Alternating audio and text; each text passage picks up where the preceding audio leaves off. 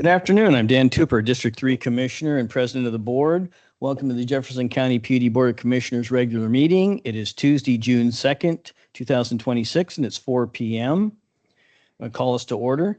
PUD will be offering both virtual meetings as well as in-person meetings unless advance notice is provided. All participant audio will be muted upon entry. Please unmute at the appropriate time to speak. If you're calling in, use *5 to raise a hand to request to speak, and use *6 to mute and unmute. So it'd be a good time to silence your phones if you're in the room. Roll call. Jeff Randall, Commissioner for District 1. Kenneth Collins, Commissioner, District 2. Dan Tupper, Commissioner for District 3. So anything needed to be added or adjusted within the agenda? We're good to go.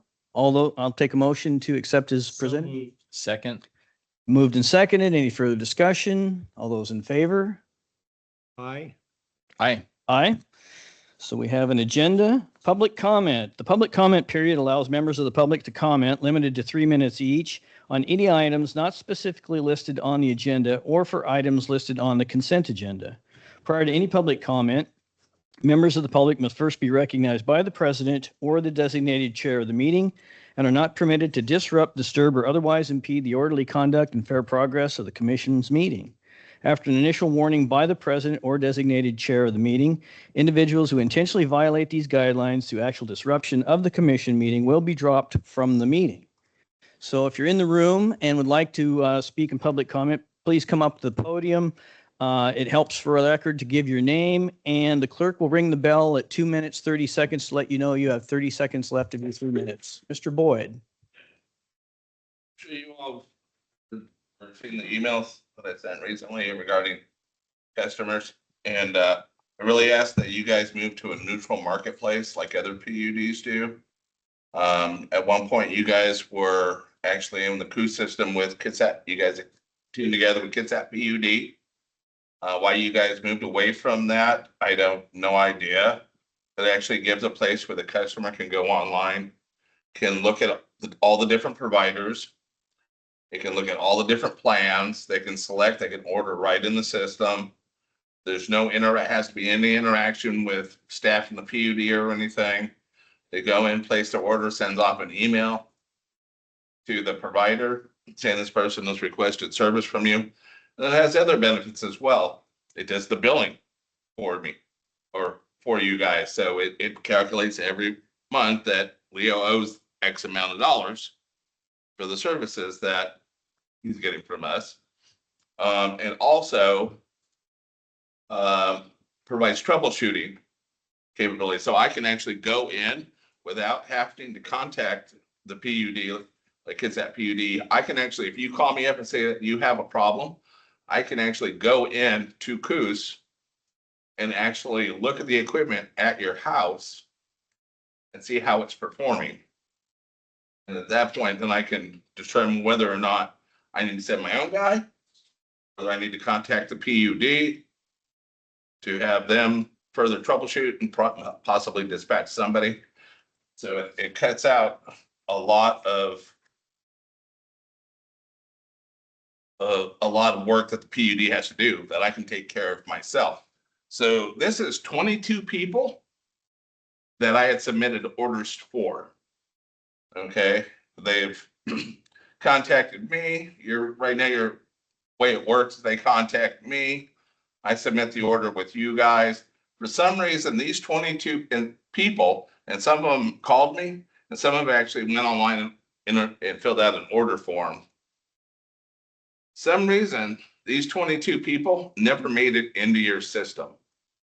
So now these people, like this one recently in Gardner, the PUD sending them an email saying, hey, we can hook you up, schedule an appointment to hook you up, where they've already ordered service from me. So they're like, well, the PUD can hook me up now. So I'm going to go get my service from the PUD. So it really needs to be it needs to be a fair marketplace. Thank you for your recommendation and background, Leo. Anyone else? Mr. Stover.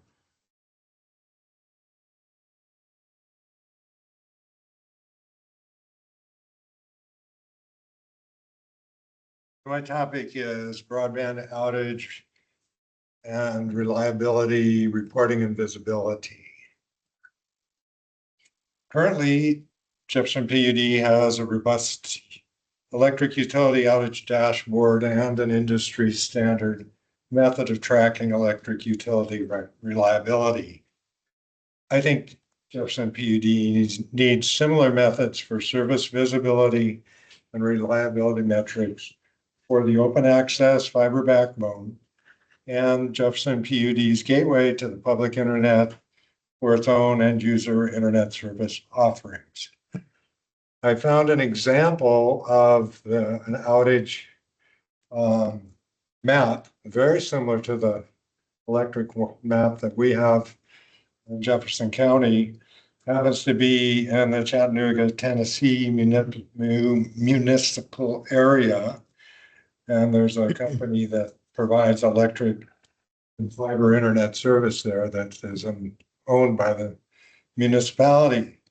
And they have the outage map, and you select energy outages or fiber outages if they were concerned about that kind of stuff. Very slick. I'd like to see the same thing for broadband at Jefferson. Thank you. Thank you, Mr. Stover. And I think we all got your email with the details of what you were talking about. So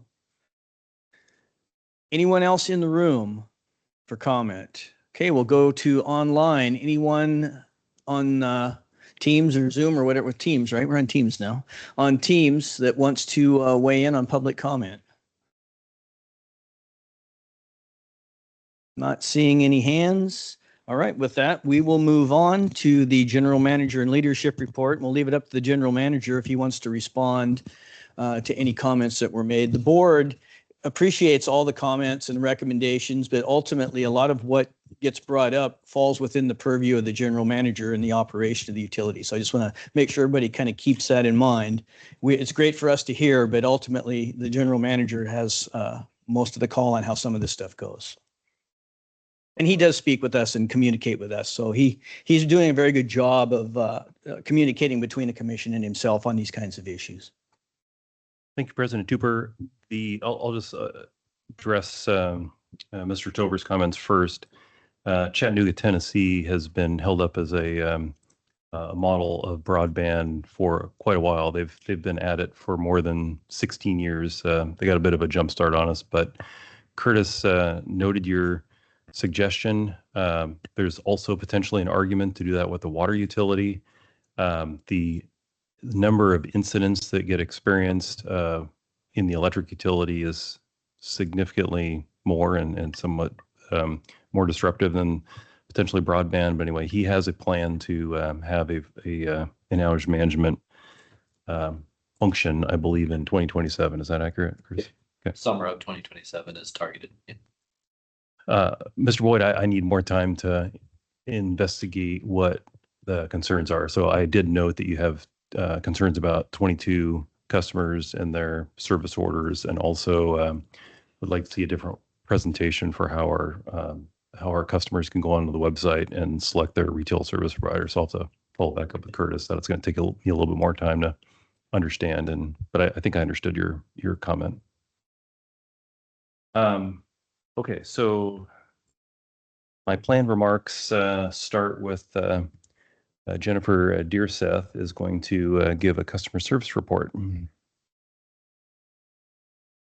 So I'm excited today to be talking about our service team. I'm gonna get this loaded up here. I wanted to share that we're going to be hosting the Waputa customer service meeting here tomorrow and the next day. It's a really good opportunity for us to get together with other customer service managers from all over Washington State. And that'll be starting here around noon tomorrow. So very excited. I'm going to keep this presentation short for March, because March was a while ago, and also Jean is going to be leading into some low income stuff later. So short and sweet. For late notices in March of 2026, we issued 563 letters, 410 phone calls went out. 8 door hangers were provided, and there were 24 cutoffs. Jennifer, is this for electricity or broadband or all customer accounts total? Okay. And when we send out bills, for example, if a customer has water, electricity, and broadband, do they get one bill or are they getting multiple bills? Okay. In different situations. Okay, thank you. For our income qualified programs in March, April, who has been our interim customer service specialist, or program specialist, processed 154 applications herself. So huge shout out to April for doing the work that she's been doing. And we were able to provide customers between Foley Cap, UGN, St. Vincent de Paul, and rainy day funds $11,119.53 in assistance. Any questions? All right, I'll go back to Joe. Thank you. Thank you, Jennifer, and I appreciate her leadership in this, both in the utility, but also in the PUD community, and being willing to host our peers for that event tomorrow. Very exciting news. I'm not going to steal thunder, but I do want to congratulate Jean, Kyle, and Jennifer on an exciting announcement that I think she's going to make, that she's going to need the microphone for. I've received the contingent award for this year's round of HERE grants. And could you tell us what that stands for? That's the Home Electrification and Appliance Rebates Program. It's funded through the Climate Commitment Act and provided through Commerce. We applied earlier this year, and our application is contingently approved $1,325,000. And that is just freaking amazing. Yes. And that award goes just to help heating, or what exactly does it That do? will pay for the wiring and for equipment, new heat pumps. It will pay for fuel switching. We were able to help both renters and homeowners last year Nice. with this program, and we have 3 times the amount of money that we got last year. That's great. And is this pot of money one of the ones that's supposed to go down over time, or is this something that could be consistent over time? Or do you know? It could be consistent. It's not tied to anything. It's just appropriated through the Climate Commitment Act for these types of programs. That's wonderful news. Yeah. And do you have a sunset date to use the money by, or is this? It's through 2027. So we're going to be putting that money together with our weatherization program, and our plans are looking good. So you have a year and a half, right? It's the end of 2027. Mhm. Okay, great. So I'll just go ahead and hand the mic to Curtis, but just tagging in a few details. So State Home Electrification and Appliance Rebate Program is the formal name of the title. Jean is being careful to call it a contingent award because there's a process that needs to commence. But again, Kyle Chase, Jennifer Deerseth, and Jean really worked hard on this, and it was competitive. It was oversubscribed. So our application had to beat out a number of others. So again, it's just a huge compliment to the team, and thankfulness to the Commerce folks that saw the elegance and superiority relative to some of the other applications of the ideas that they put in there. So appreciate the partnership that we have with Commerce to help funnel money to our customers. And it's relevant to a conversation that we're going to have later on about how we are trying to seek a multi-pronged approach to help low-income residents in our community. This is a more structural method of helping those folks out by bringing energy efficient appliances and electrification opportunities into their home. And once we know the money's real and it's no longer contingent, I hope we can work with Jameson to help get the word out and tell the story. It's a great story. Great. We'll need to sign folks up. Yep. And I know Ken feels strongly about this.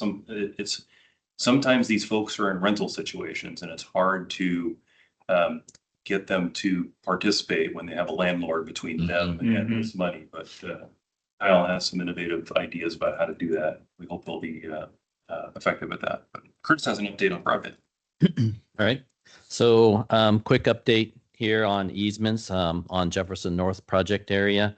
Came to you guys there a while ago where we had, a few hundred, dropped her down to 206.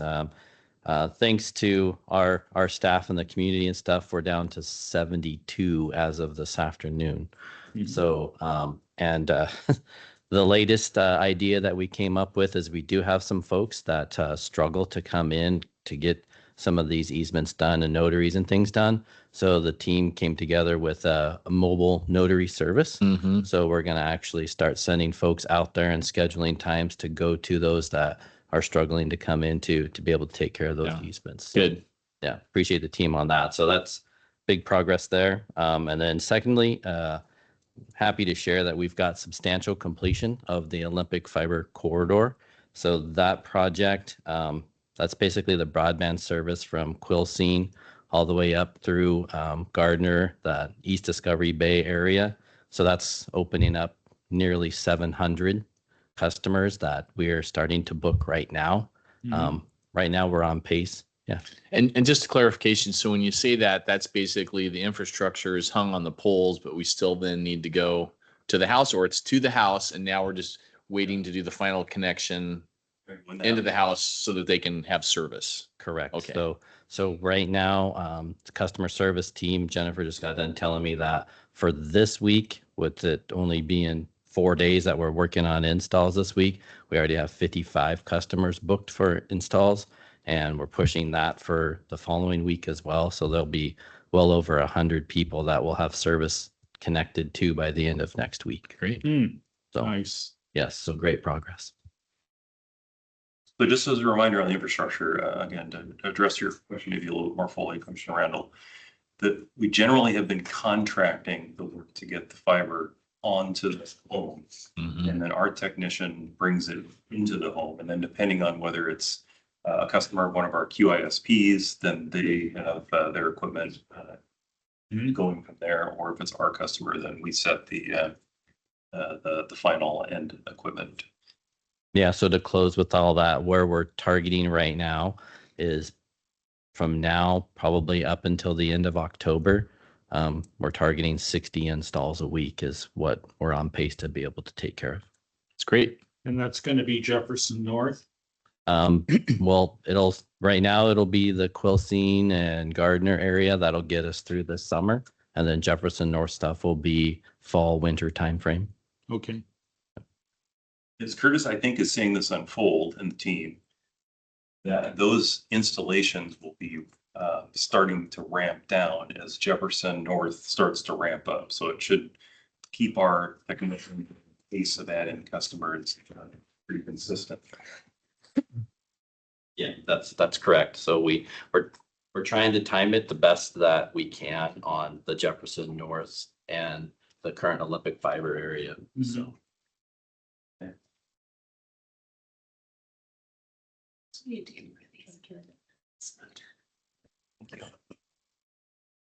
Couple more things. I wanted to extend kudos to our water team. Doug Reeder and Eric Story needed to respond to what was turning into an emergency on Saturday morning. We've been doing pump wellhead maintenance on our primary pump at the Spalding well. And so that has been taken out of service for maintenance. And on Saturday morning, our second wellhead decided to conk out, and those two technicians timely responded. So at that moment, our main wells were not delivering water, what the temperature was on Saturday. So they responded to that situation and devised a temporary solution to get the backup wellhead going. And we should have our primary wellhead, according to Jose, should be back up this week. We had some shipping issues where it damaged the ones we had to. There was several contingencies at play that led to this situation, but anyway, great work by the water team in dealing with that and keeping our customers from having to be under a curtailment order. So that did not happen because of their work. Couple of the next things I are not necessarily just management, so feel free to engage and have some dialogue on these two. We have an upcoming ICG meeting. The PUD is taking our turn for the rotating chair. I'll be absent on a planned vacation for that and our next board meeting. So I'm gonna Curtis is going to be covering my role at the next board meeting. But I think we wanted to have a short conversation about what the PUD would want to sponsor in our rotating chair conversation. The topic had been focused on how to do economic development together in this county, how different visions and ideas for how we can create economic development opportunities and ideas about how that is organized and what are the measures for success for economic development. I don't know if that's a conversation you want to continue. So Carolyn reached out to me and showed me, gave me the agenda and said that we had the rotation this time, and I should be here to facilitate the meeting unless there's some other meeting that comes up that I'm not aware of at the moment. So and it looks like Karen Affeld is going to carry on with what she was working on in the previous meeting. So I'm not exactly sure of the context. Are you from EDC? Are you familiar with what exactly they want to? Yeah. So it's, as we know, every ICG meeting has a little different flavor. I think when you're the rotating chair, you have the opportunity to maybe suggest some things. I guess my thoughts are when the NODC is there to facilitate the meeting, it provides a lot of structure. And so I think the bulk of the meeting probably will be well handled. I'm kind of wondering if there might be an opportunity for us to talk briefly to everybody else who's not there about what comes out of our joint meeting with the port, because we're going to be talking about economic development stuff then too. So maybe we could do some sort of mini report on what we found significant with that discussion. And maybe there's an opportunity for us to do a joint meeting with the BOCC at some point, the county, who knows? Yeah, I don't know how much time that Karen's going to need. I didn't see the breakdown, but I know that we have the roundtable portion of the Yeah. meeting. Maybe we can coordinate with the port and we use our time during the roundtable for Yeah. that. I mean, if you just want to communicate back I'll with run by Carolyn and see just, what the time is to say that, hey, maybe we might take 5 minutes or 10 minutes to maybe- do a follow-up. maybe 10. Yeah, Cool. 10 minutes to do That's a going to follow-up. be on the 18th. The 18th Correct. at 5 5 o'clock. o'clock out at the point there. Yep. Point Hudson. Cool. So do we have anything beyond that then? I think That we want? I think that covers it. Port is the only thing we think we need. So Joe, did you have any other things for the roundtable that you wanted to let Curtis know so he could report? I mean, I don't know what else they would be interested in. It's still 2 weeks away, but if we just do the roundtable, we normally talk about something. So I don't know what it is we would want to, well, we obviously have what Gene came up with about the money we're getting there. We could report on that. But is there anything else?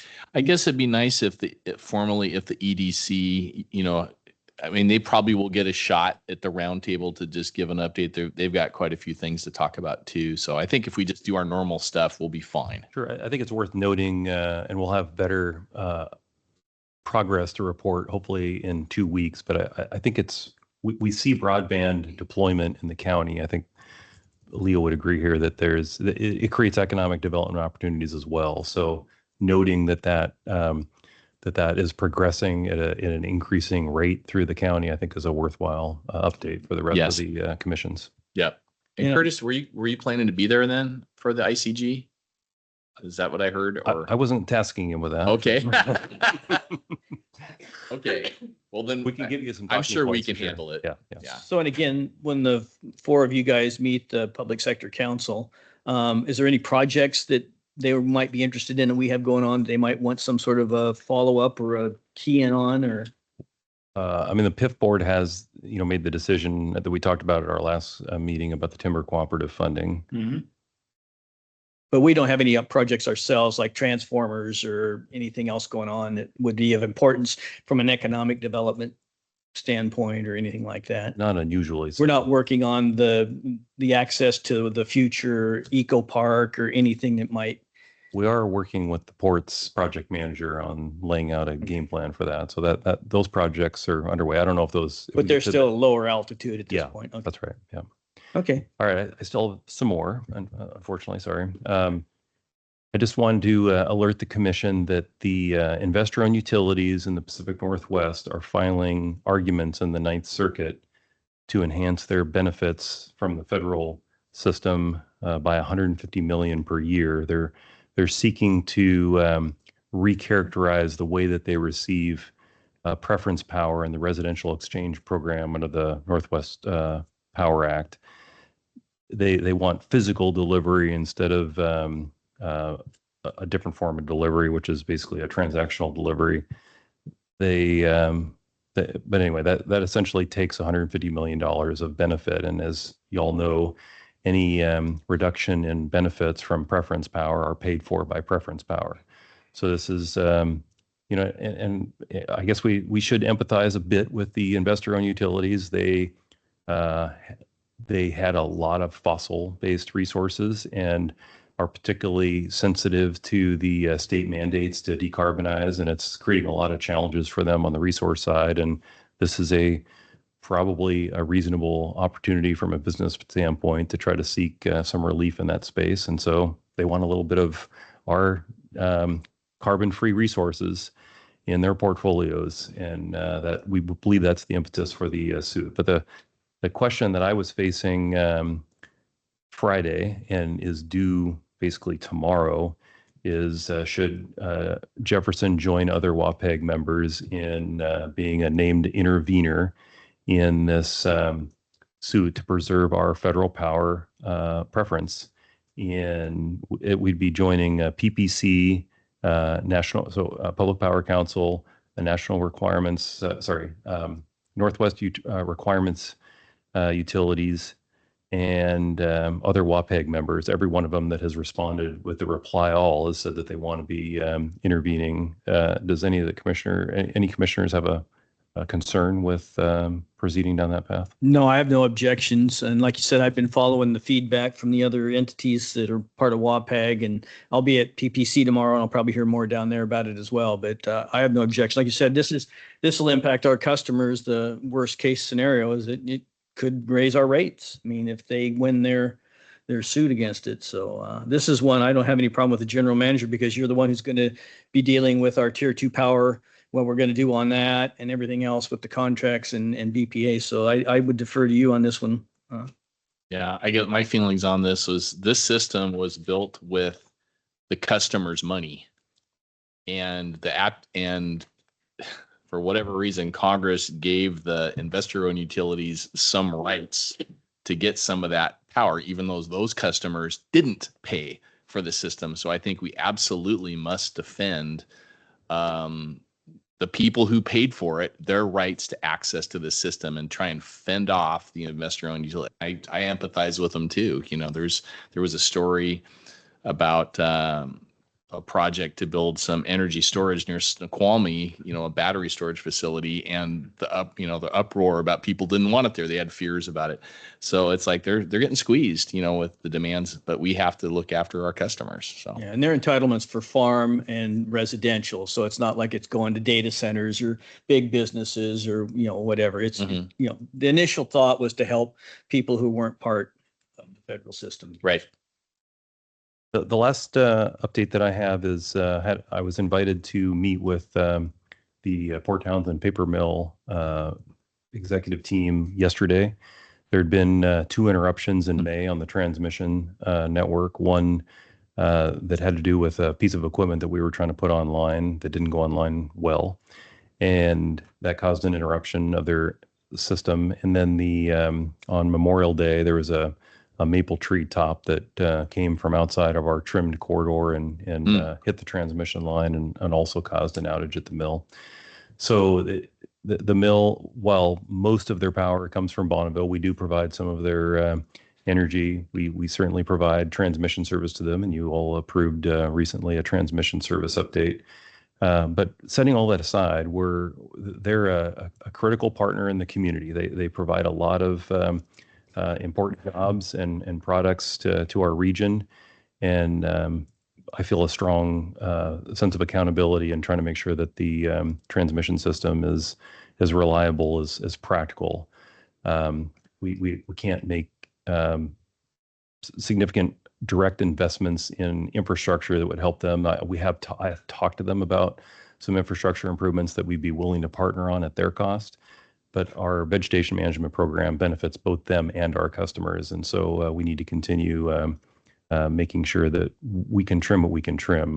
There's some things that are outside of our control, and Scott's been doing a great job addressing and looking for those opportunities. But just wanted to note that they've been having a difficult time, and they have a lot of economic stress in turning a profit and very sensitive processes to power quality.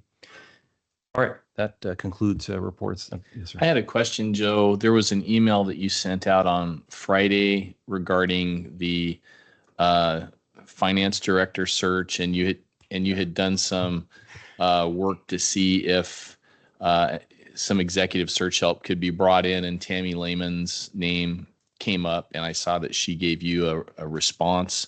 Are you going to brief us on that at some point, kind of that opportunity, or is that something you're going to pursue, or is there any news on that front? Thank you for I appreciate the teaser, because Yeah. I meant to have that in my notes. And you also have a contract person. Yes. So that's what I want. Yeah. Appreciate it. So you may know that we went through a hiring process to hire a finance director, and that did not result in a candidate accepting an offer. We made several and were turned down. If you want to specifically note Tammy's response, she doesn't think that our position is in the market.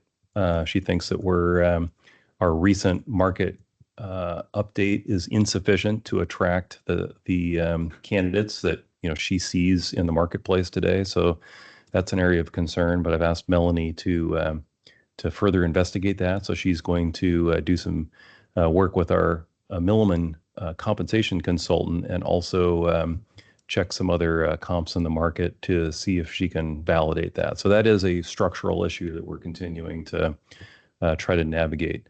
But my apologies for not noting a significant change in this space, which is we are bringing an interim finance director. The rest of the industry calls this person a CFO, so I'm gonna use both terms. Chief Financial Officer, our formal board approved title is finance director. But this individual, Clifton Carney, is coming in from Texas, and I might have said his last name wrong. It might be Carney. Anyway, he's going to be joining us for the second board meeting of June. So he'll be here that week and the previous week. With Shannon's leadership and the rest of the team's engagement, we have an onboarding plan for him for his first 2 weeks. So we're going to try to be very systematic and try to get him up and running as quick as possible. He has 37 years of industry experience. He's been a CEO more than he's been a CFO. So frankly, he has more general manager experience than I do, but he's here to serve as in a finance director capacity. And so he's going to be working closely with Amanda and the finance team and the rest of the executive team. First off, reviewing what our proposed rate increase is for July, which is coming right around the corner. And then also crafting the 2027 budget. So we need to have a draft in front of the commission in August, and we need to have it finalized and ready for the commissioner consideration in the first week of October. So that's a pretty compressed time frame, and so that's why we're focused so much on helping him get up to speed as soon as possible. So you'll have an opportunity to meet him and as many of you as we can accommodate. We're going to try to do some one-on-one meetings with him next week, and then you'll see him in commission meeting the following week. So Great. Thank you, Jeff, for noting that. You're welcome. Thank you. Thank you, General Manager and staff. Any further questions on the board? Okay, with that, we will move on to Commissioner reports. Commissioner Randall, would you like to go first? Sure. Mine is pretty short for once. On the 27th, since our last meeting, I had a meeting with Joe Wilson on the 27th, and we had a real-time outage on my street. So we had a boom, and I went out to explore the boom, and somebody said, I saw something smoking, and I went over and I'm looking around, and then there's a squirrel on the ground. So squirrel met a bad end, and Dylan came out and got the power restored quickly and got a squirrel cage put on there, squirrel protection put on. Sorry, I think it was Eric. I might have said Eric. Oh, okay. that was my Misunderstood. fault. Yes, that got, and I forgot to do my moment of gratefulness, and I was going to use some humor. So This is a question for you gentlemen. What does it mean to be a true Northwesterner? You could have web feet, deal with the rain. Ken? You never get a tan. When it's my answer, those are good. My answer is when it's 75 degrees, you're like, wow, it's really hot out.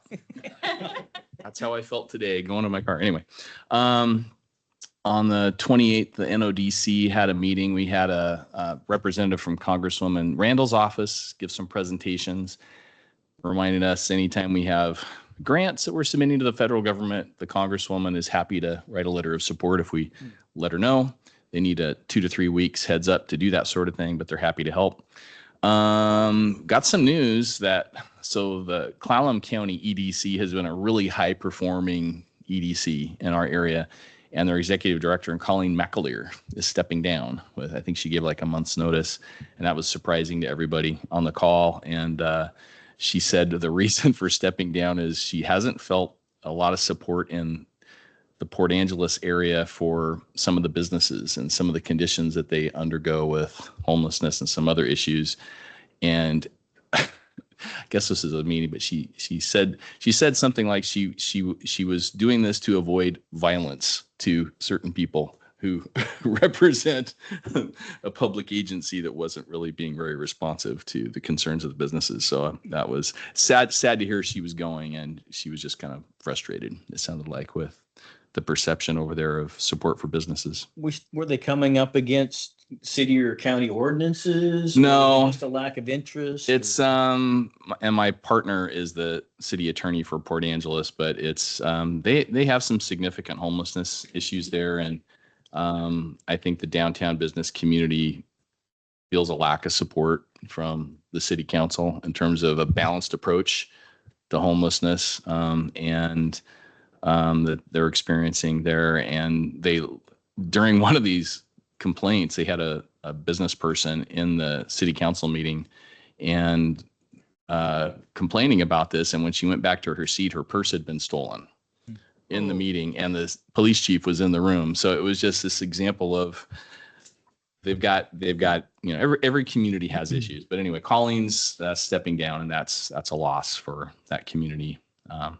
But she's going to be staying in the community, staying on the port, and moving on to other things. On the 29th, had a meeting with Heather Dudley-Nolet, and we touched on some joint issues of economic development. Let's see, moving ahead on this Thursday, the EDC will be meeting. We're going to have a vote on bringing Gene Ball on board as a representative of the North Hood Canal Chamber. I expect that to be approved. We'll be welcoming 2 new board members, Chris Nelson representing downtown businesses, and Mike, based on his last name, Jefferson Healthcare CEO. Mike Glenn, there we go. Good. Will be joining us too, I believe. On the 5th, I'll be meeting with Pete Hankey to talk a little bit about port and PUD and EDC issues, and I'll be at the joint meeting we're going to have with the port on next Monday. On Tuesday, I'll be traveling to Spokane for NOAANET, and I normally only stay one night. I stay like the night before the meeting, but the Port Commission is having a meeting that afternoon. So, and I found that if I just listen, I can't really get much out of it. So I'm planning to spend a second night in Spokane so I can attend that meeting remotely, but I do stay at the lesser expensive hotel downtown, not the Davenport. So hope everybody's okay with that. It's when meetings are stacking up, it's getting tough because listening when you're driving just really doesn't participate. And actually that last meeting I went to of the port was the first one I've been to in a really long time. And I think there is enough overlap between us and the port right now that good communication is really essential to get progress on some of these economic development issues. So I appreciate that. And I'll also be having the meeting with that contract finance director from that hotel also later that day. Returned back here on the 11th, and that is my report. Thank you. Yeah, I wished I'd had more time to talk with the port commissioners here lately, and even David Balliff left me a message. He wanted to get together, and I just have not had a chance or the opportunity to get with him even. So it's maybe you can, I'm if you're gonna at try. the ICG meeting, maybe you can say hi. And it's been crazy. Set up Been something. crazy. So I'll go ahead and go next. Okay. Thank you. Yeah. So I attended obviously the NWPPA annual conference on May 20th and 21st. A lot of great sessions and panels, preparing for extreme disasters, different projects that PUDs, actually Washington PUDs were taking on and had great success with, and some of the things that they learned on how to do projects more efficient and better and getting funding and things like that. So there's a really good turnout and showing by WAPUTA members at the NWPPA conference. So it was great to see that. There were some other things about working on your workforce, how to, succession planning and getting people trained. And I really think it would benefit our utility next year to send a little bit bigger contingent to NWPPA. I know we utilize their training and stuff, but I really got a lot out of that. And I've been to 2 or 3 of the annual meetings now, but that is really a good place for our people to get, rub elbows and get some really deep conversations about issues that otherwise we may not get the chance to do when you have those speakers and those panelists there. So it was really a great, hats off to Kurt and his staff for putting on a great NWPPA annual conference. I met with Joe Wilson on May 26th. I listened in on the Washington Public Agency Group WAPAG meeting on May 27th, and they alluded a little bit to what Joe talked about earlier, but they hadn't quite decided what action would be taken. So, and obviously, as we heard from Joe, they are going to, file for an intervener and all that. So, also, BPA has kind of put their residential exchange program process in limbo until the new administrator is announced. I haven't even had the chance to see have they announced anybody, Joe? Have you heard? I'll hear at PPC tomorrow, the update, but you haven't heard either. I I've heard found there's somebody, something but more yeah. solid than a rumor that was somebody from Montana. So more to come on that Yeah. one. So, but BPA has kind of put themselves now in a little bit broader holding pattern on things, and that residential exchange program is one of those things that they're kind of on hold until they get that new administrator settled in, it sounds like. Attended the Jefferson County Fire Chiefs meeting on June 1st. The chiefs had a discussion about the future of Jefferson County DEM, Department of Emergency Management. I wasn't aware of the conversations that have been going on there about them maybe being pulled away from the county and becoming a different entity of their own. It's the first I'd heard about that, if I was hearing things correctly. Well, it wouldn't surprise me. Funding- I just had a conversation with a Port Townsend City Councilwoman, and years ago when David Timmons came to town, that's what he looked at. He looked at all these service delivery things with fire and ambulance and other things that he felt should be spun off to be funded by their own districts, and I may be thinking the same thing. Yeah, so again, it kind of caught me off guard because I hadn't heard anything about it. So hopefully I was hearing it correctly, that there's some action and things in the works of looking at different ways to fund them, and Jeffcom as well. I think maybe Matt Stewart spoke as well, but like I said, it was all Greek to me because I hadn't heard any background on it. So it's kind of like, oh, where's this coming from? So It'd be interesting to know if their funding is coming, from they're the thinking fire the city. commission. They're thinking about maybe the city being the entity that sponsors or houses them, was kind of the way I was hearing it. But again, a lot was kind of off the wall for me. So I Interesting. just wanted to put that on your radars if you Yeah. guys see or hear things, because Willie was just with us there at the last Yeah. meeting, and I thought maybe that was something he might have mentioned to Yeah. us, but I may have taken it out of context. That's just something to put on your radar that the chiefs were talking about at their meeting. So also I had inquiries about the status of the cab, couple emails, and seen some people around. And so I guess I'll ask you two gentlemen, what do we want to do? Because I talked to Joel a little bit. I don't know if Joel sent out an email, did you or not, on my behalf? Okay, he didn't. About, I don't think we need a resolution, but we'd probably need more of a formal motion to disband the cab, because we kind of put it on hiatus. So there's people out there that are still wondering what we're going to do with the cab. I guess, Mike, I have a question for Joel. I thought we had disbanded it, but we had kept the policy authority that if we wanted to form another cab for a specific purpose, that we could. Commissioner Randall, I had sort of thought that too, but I think I dug up the actual motion, didn't I, Dan? Yeah, you put an email out to me, I know. So Yeah, and I will, why don't I forward that to each of you and you can take a look at it? But I do think we put it on hiatus. I know at the time We discussed all of that, but I think you took what at that moment was probably an interim step, and we never got to the final step. That was Okay. kind of my take, so. And My recollection as well. And I guess what I would support is I'd like for us to keep the ability to have a cab if the And it's situation I think arrives. it's in our governance policy still as it's coming out. I think we can set up ad hoc committees and other type of committees in Yeah. that redo and working that we did. It was already in there, and I don't think we withdrew it out of there. So anyhow, just wanted to put that on your radar because, like I said, we had a couple emails came out about it, and I've Yeah. seen people in public. Yeah. So I guess, Joel, I would support us taking, that kind of final action if it's needed, but would like to Yeah. keep the ability to have them in the future. Yeah, I concur with that. So, all right, and then what else did I have here? Also reached out to Tracy Young at Energy Northwest about the traveling road show to get more information for general counsel and the board on the new nuclear project. They are still working on some of the details of that. So it is still in the works, and it is still something, or, a Zoom meeting or whatever it may be, to get the information from them. They're still working on that. Okay. So I just want to keep that on your radar. And I'm planning to go in person to the one in Vancouver that's coming up that's later the in board- June. That's the The executive the board. e-board. Yeah. I'm planning to Yeah, go. to that. they don't pay for us to go to that one. So I know. I don't go to it because that's just the executive board taking their actions and discussions. What else do we have here? Do you have okay. Nope. I'm going to meet with And you guys don't have any objection to me going? no, to that? I'm Yeah. fine. Okay. I just haven't been to one in a long time, and that's closer than the Tri-Cities and the dates worked. Let's see, resolution. Okay, I already talked about that. I'm going to meet with the Waputta Executive Director tomorrow on my way to PPC.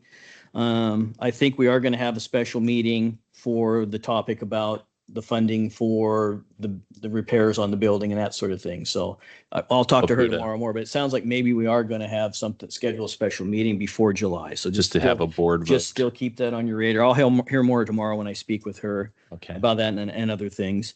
Let's see, I'll be at the, Question. Yeah. Is Waputta taking any organized action regarding the mandate that we have from the state for low income? I don't know what you mean by action at this point. I mean, they're obviously going to look forward to the next session of the legislature and have a policy or a plan for how we want to address whatever legislation might be coming. But I'm not exactly sure what you're asking about Waputta's interaction would be at this point. So just whether they're planning on addressing the mandate that has come down to this PUD and other PUDs, which is going to take a much larger slice out of our profits, our revenue than previously. I mean, if I could jump in, it was interesting. The last couple of meetings we had while I guess session was still going on, or maybe it was just over, but there was a lot of discussion about the low income stuff. And from my perspective, it got a little confusing because there was that one bill 1903, I think that- it was 1903 is the bill Dan- you're referring to. that Dan Fagerly was pushing hard because he felt like it gave some, so it got really confusing at the end. And I think there was a lot of confusion. I mean, when we're getting presentations from Gene, it's kind of new to us. And when I'm seeing this stuff, I don't know that anybody else at Waputta, like board members, PUD representatives, were clear on what the final state of things was going to be. So I had to guess Energy Committee would discuss it as an ongoing Mm-hmm. issue, but I don't know that Waputta as a whole is going to do anything at this point because it was passed through and signed. So we're stuck with it. Waputta will look at the strategy for the next legislative session to see if there's going to be another bill yeah, to soften what has happened with that one or do something different. I at this point, I don't know what staff at Waputta are working on for a strategy on the low income. I think, Ken, though, it would be worthwhile to queue that up as an issue for next year's Energy Committee to be giving feedback to the legislature on what this means. Come of how it's. Yeah, going how this is impacting. going to be, what it looks like this is going to mean for us. Yeah. And I think we and some other PUDs like us are going to be disproportionately impacted because of our customer base.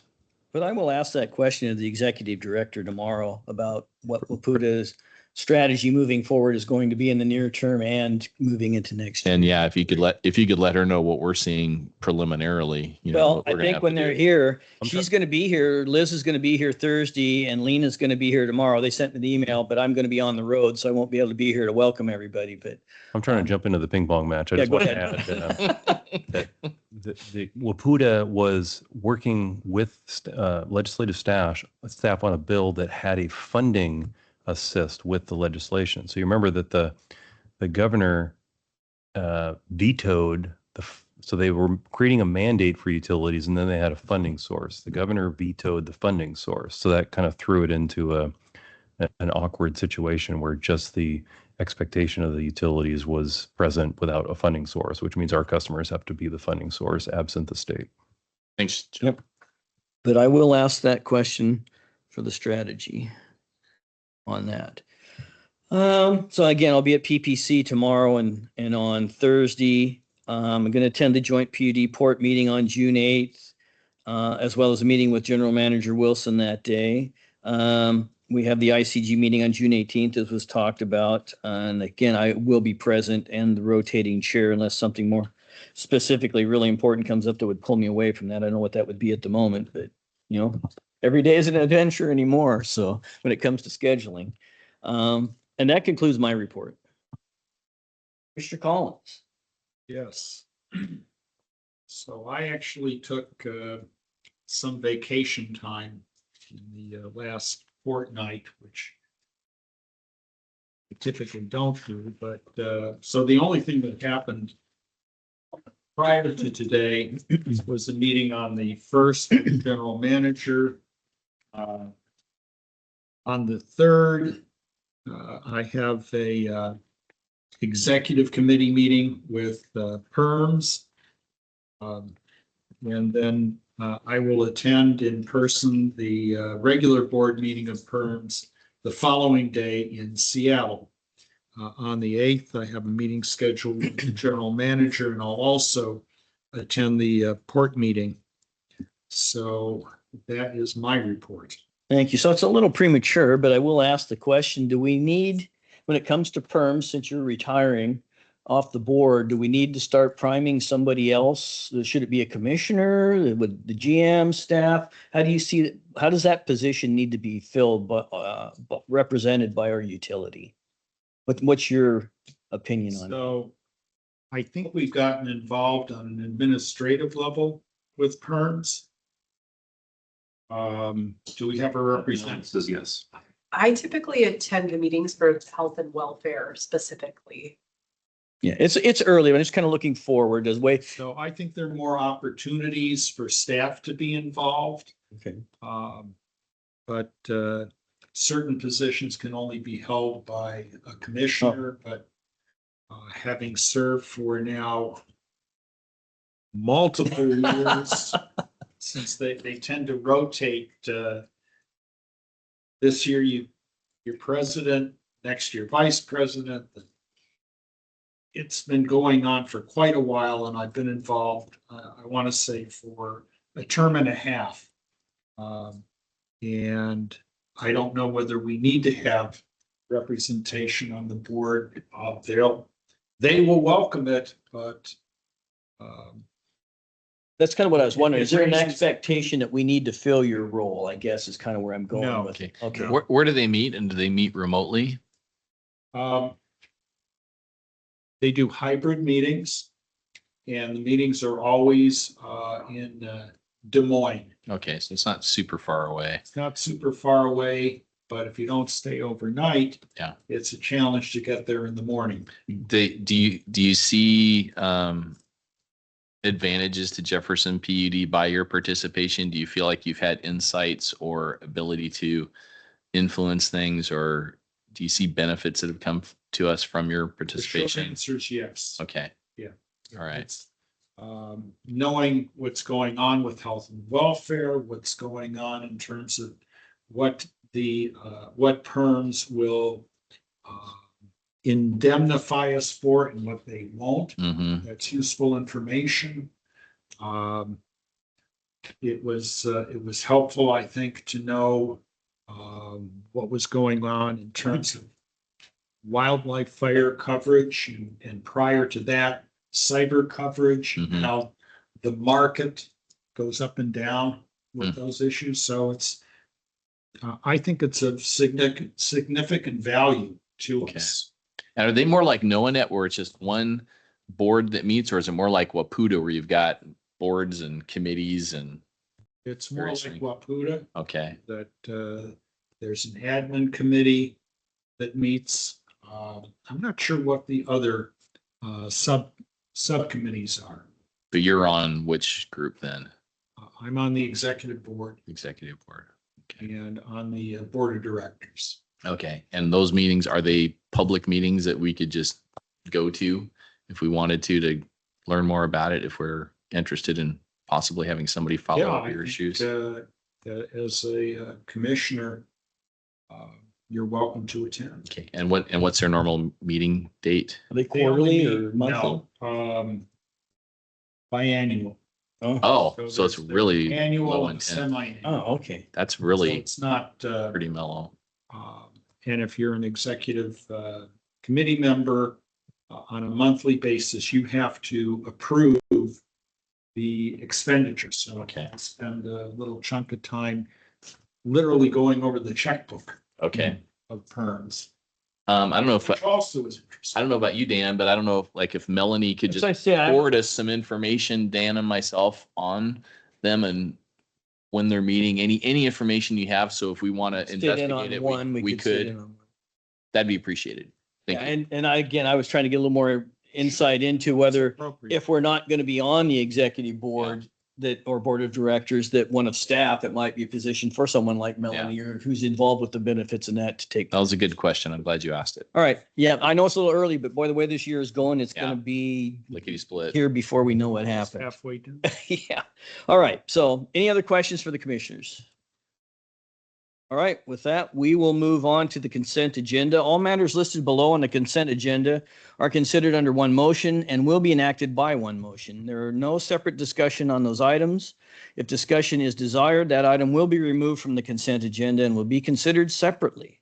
So are there any changes? I'll make a motion that unless any I objections, have no objections. I'll make a motion. We approve the consent agenda. Second. Moved and seconded. Any further discussion? All those in favor? Aye. Aye, unanimous. Consent agenda is accepted, adopted. New business. For the new business section discussions, please hold public comment until each presentation is done. But before we take a vote, 8.1, 2025 financial audit presentation. Thank you, President Tupper. Tyler Kennedy is going to join us from 89-degree Lubbock, Texas. Not a Northwesterner. Yeah. Amanda's going to introduce him. Go ahead, Tyler.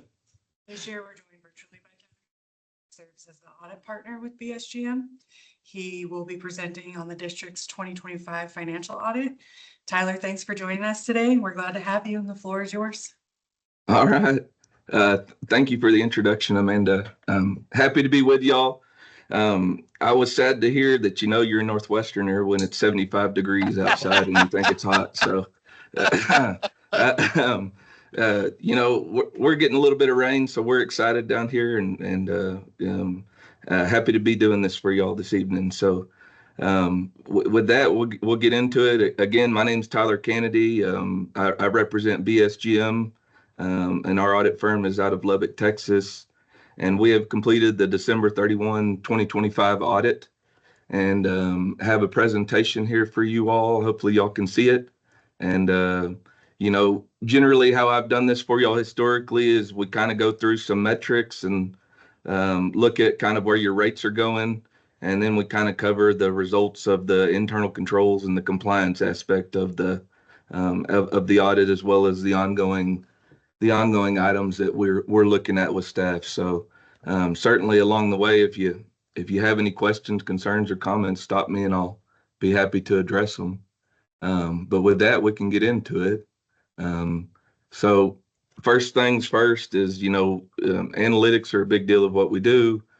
Certainly, we're focused on results of operations, and one of the most important financial statements we look at as a part of the audit report, bound in whole and produced to the cooperative by March 31st of each year, is the statement of cash flows. And what this graph is showing us, the sources and uses of cash over 4 years for JPUD, is that significant amount of cash is being invested in your utility plant over the 4 years. We have another slide later that covers it directly, but the green area on the bottom is your direct investing and financing of plant investments. And as you can see, that net of grant proceeds, you're hanging out around the average of $10 million over the last 4 years of investments in plant net of grant proceeds. So still having substantial amounts of dollars annually that you're putting into your system. Here lately, more on the broadband side, probably when I started doing work for the PUD, more on the electric side, but substantial amounts of dollars being invested in utility plant and broadband plant and water plant on an annual basis. One thing that I did want to point out is there was a rate increase in 2025, and it went into effect and certainly produced you some on a per kWh basis, more revenue per kWh.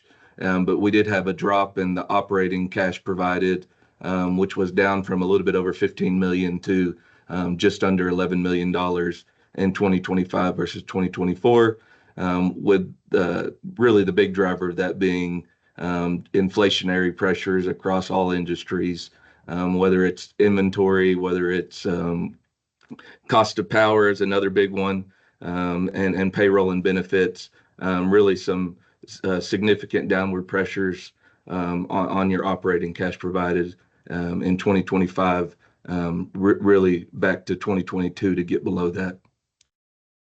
And, one of the things I've historically talked about with you all is the rate structure that y'all had adopted when I first started doing work for JPUD. It had built-in increases and was for a period of 4 years. And so there was a little bit of time in 2025 before the new rate increase went into effect. But having those levers available is kind of what you see over here with this upward trend in your operating cash provided before we kind of come back in 2025. As I mentioned earlier, on the bottom side of these graphs, we had the how are we using the dollars that we receive from our customers net of operational expenses. And the answer is at an electric utility and a broadband utility and a water utility, the dollars get reinvested into your system. And so, this green area is the representation of how much of that was funded by your customers or offset by grants. If you look at that in combination of how much capital outlay you were expending over the period of time. So in the last 4 years, just shy of $47 million total invested in electric, water, and broadband utility plant for the district, with the peak year being last year of just over $16 million, with a slight downward trend in 2025 of amounts used for capital acquisitions of just short of $14 million. Highlighting what I showed you on the first graph is we had a little bit of return to earth on our operating cash provided. Total expenses 2025 versus 2024. Really what you see between the 2 years is total expenses of just shy of $50 million at $49,261,000 versus the year prior of just shy of $48 million. If you're looking at the two graphs, this is how we're spending on an expense side the dollars that we expended during the year.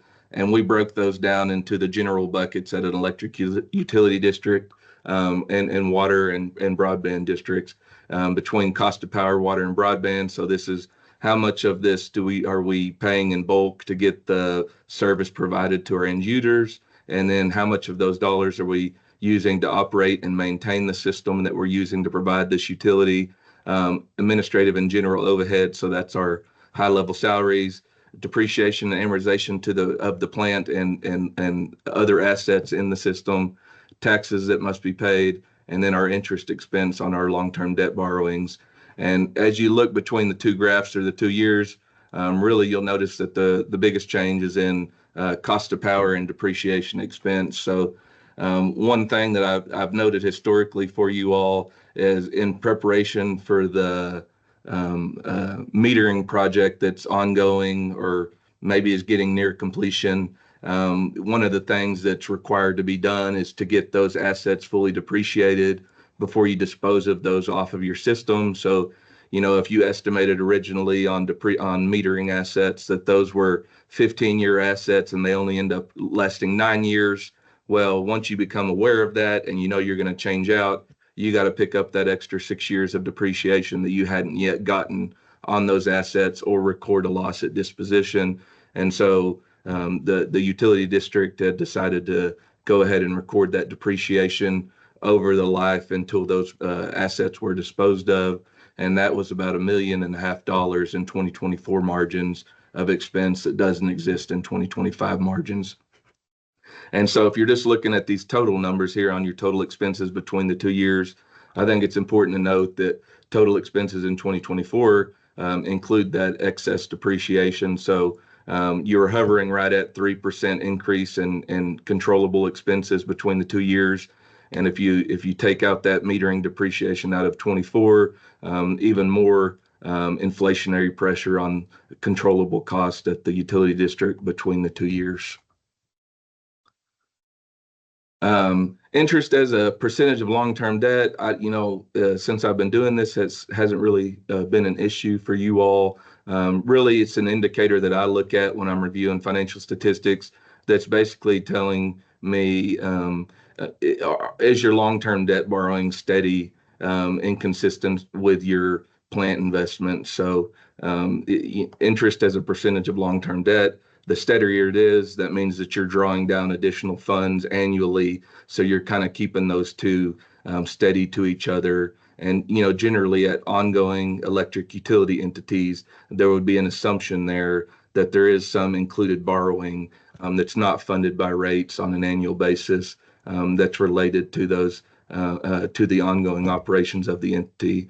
And, one of the unique things moving back in time is that the prior cost of service study and certainly the new cost of service study for you all had an inherent assumption of funding capital acquisitions with rates instead of long-term debt borrowings. But certainly there has been some additional funds drawn down along the way, not substantially, but holding this steady at just under 3% for interest as a percentage of long-term debt.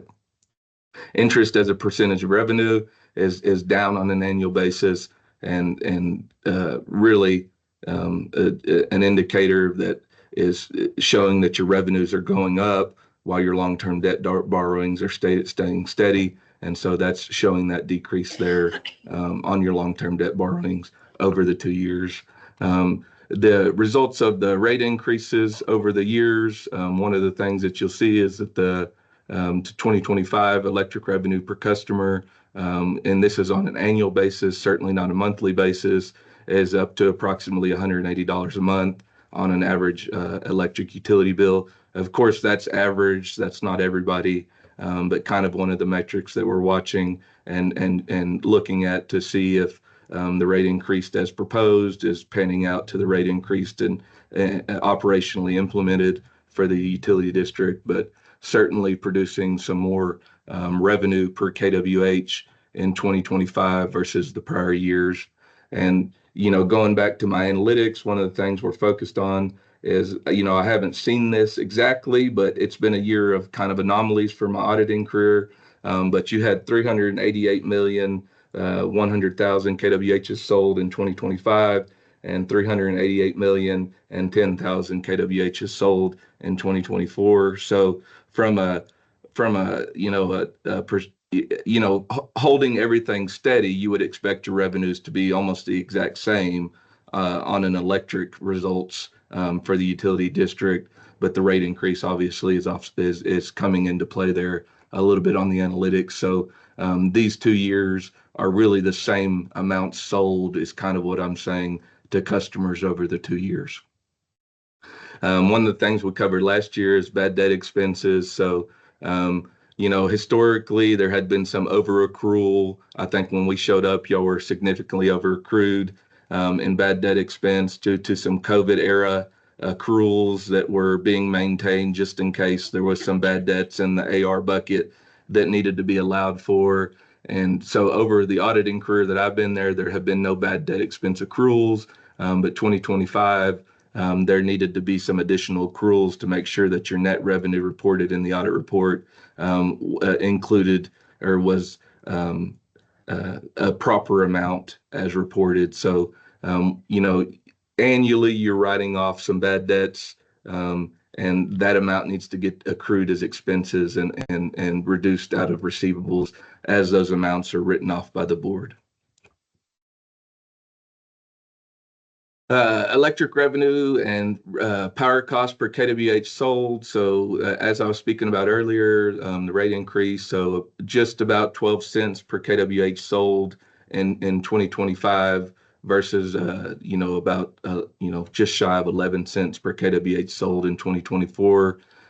With just some other things to note is the cost of power is up over 4 cents, and not an anomaly, but certainly anytime you don't have a power cost recovery factor that you're using in your rates, any fluctuations in the cost of power, if they be upward, have a positive bottom line result. And if the cost of power goes down, we have a positive bottom line result that's a resultant of those fluctuations at the generation level as those costs get passed down to the distribution level.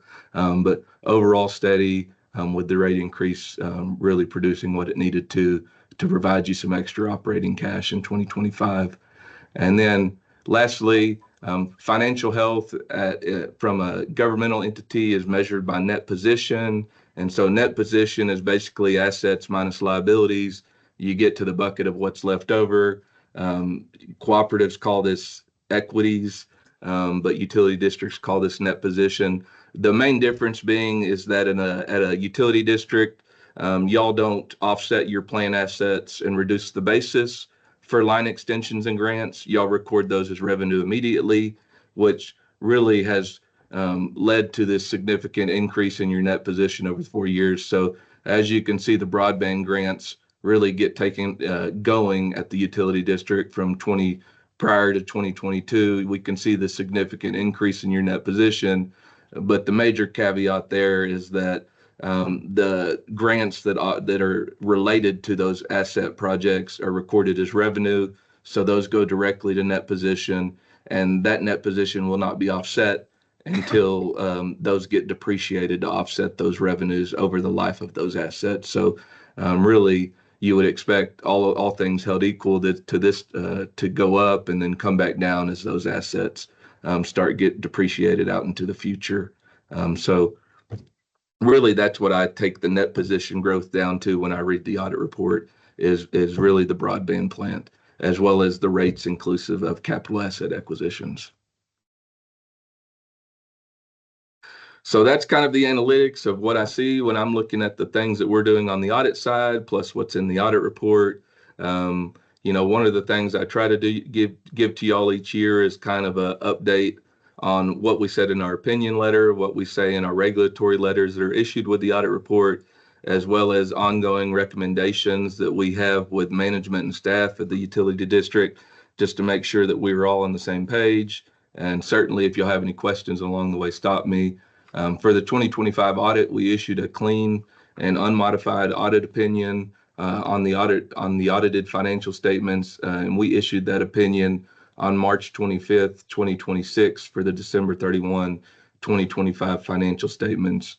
One of the big things there is that your lenders require y'all to have that report turned into them along with the finalized Form 7 by April 30th. So I think the finalized Form 7 is due by March 31st, but so there's some timing there that's kind of hard to meet.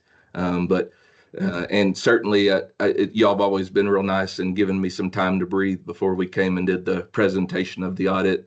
But we are giving the final audit report to staff, shortly thereafter, March 25th, to be available to be given to whoever needs that report. Our letter at the back of the audit report, which we call a yellow book letter, is the report on internal control over financial reporting and on compliance, where in that letter, if you read it, you would notice that we issued no material weaknesses or significant deficiencies. And so those are internal control related wording, which relate to when we look at your control process as a part of gaining an understanding of how y'all process transactions at the utility district. If we become aware of a process or control that is not operating in a manner that would catch a material misstatement in a reasonable amount of time, then we would need to elevate that to a finding per the guidance of the Yellow Book standards. And so we found none of those, and we're reporting 0 material weaknesses or significant deficiencies identified. Certainly, there's things that we talk about during the course of the audit that could maybe be improved, but the standard of it would not identify a material weakness within a reasonable amount of time is a standard that letter holds us to. No issues found from our compliance testing, mainly focused on bond covenants and what are you doing out in the marketplace for your securitization. SAS 114 letters. So this is our letter to governance at the conclusion of an audit. One of the big standards that's out there for 2025 for entities that report under the Governmental Accounting Standards Board, or GASB, is the GASB 101 implementation. And so we have implemented GASB 101 for the utility district as a part of the report writing process. The main thing to note here is that it didn't have an impact financially to adopt that standard, as you already had cap limits, and the policy was written such that there was no accounting restatement needed to implement GASB 101 for compensated absences remeasurement under the new standard. So it is effective and included in the audit report, but no restatement needed for the financial statements.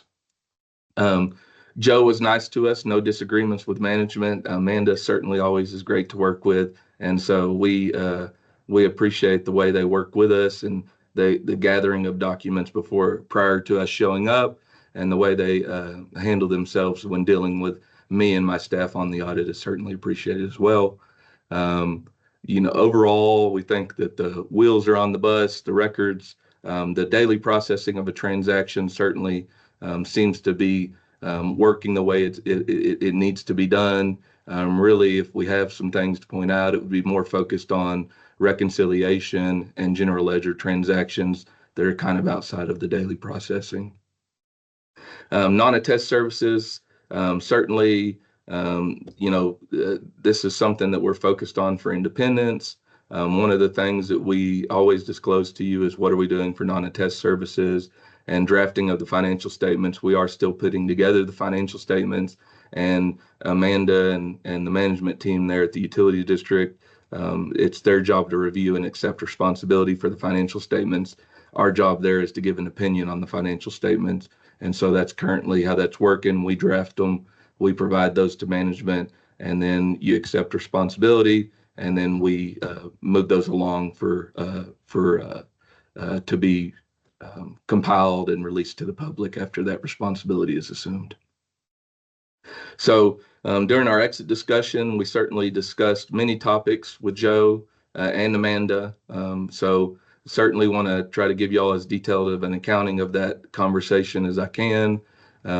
So ongoing recommendations and conversations from the audit would be, grant accounting and the related receivable processing.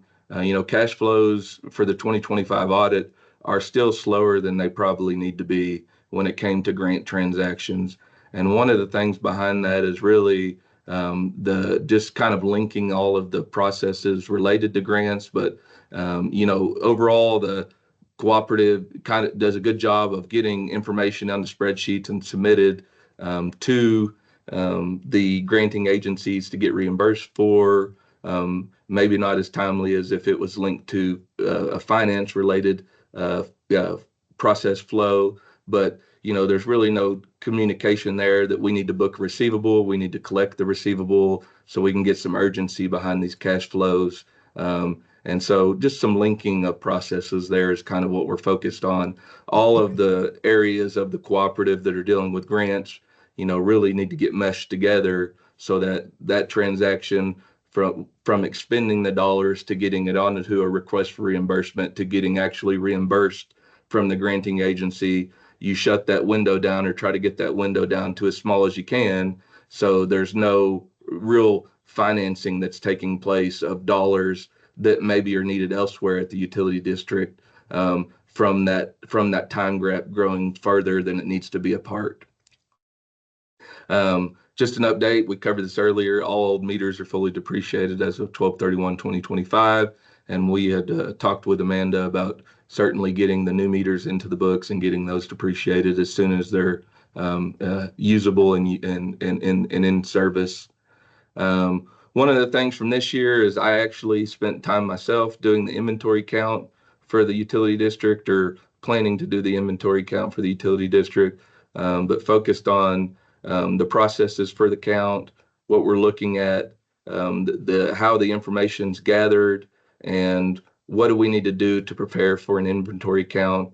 And certainly I think there's room for improvement in that process as it was being completed historically, and really focused on what does a cutoff mean? So when we shut down our warehouse to count inventory, what does that process look like, or what does it need to look like to give us the most accurate ability to count and adjust our records to match what's in the yard? And really that gets thrown off by a few things, but the biggest thing is the time lag between when stuff is taken from the inventory warehouse to when is that documentation turned in, and how accurate is that documentation once it's turned in to the warehouse folks, so that we can true up what we have in our system versus what's leaving the yard on a daily or weekly or monthly basis. And so kind of just work through that with the staff there at the utility district to make sure that we can get that process cleaned up and make sure that we're all on the same page as far as expectations going into the future for the inventory count process and getting that done so it's a little bit smoother for all parties. Still work orders are gathering again in 2025. And, if as we troubleshoot the kind of the reasoning behind that is y'all are busy. I mean, y'all are moving dollars through plant. And certainly it's one of the things I covered is, $47 million in 4 years is nothing to scoff at as far as moving dollars through plant. You got a lot going on, but certainly there's some things that maybe rear their heads a little bit more when you are busy versus when you're only moving $10 million through plant over 4 years. It's a lot easier to get the things that you need to do done. But when you're moving quite a bit more dollars, maybe some things are showing their heads that maybe wouldn't with a lower level of work flow through on the work order system. But so just keeping our eye on the work orders and making sure that the things that are in there are either immaterial or not energized. And if they are energized, are we missing depreciation? If they are energized, what is the thing that's holding those work orders up from being able to be closed and get into plant so they can be depreciated and get that depreciation into your income statement? And so the two biggest things that can kind of go awry here is material reconciliation and time coding reconciliation.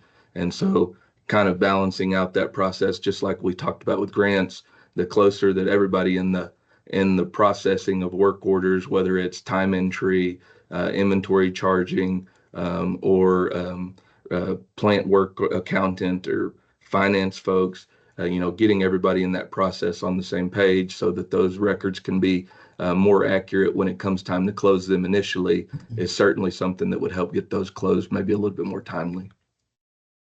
Just an update, Lumen is a couple years behind on pole attachment receivables.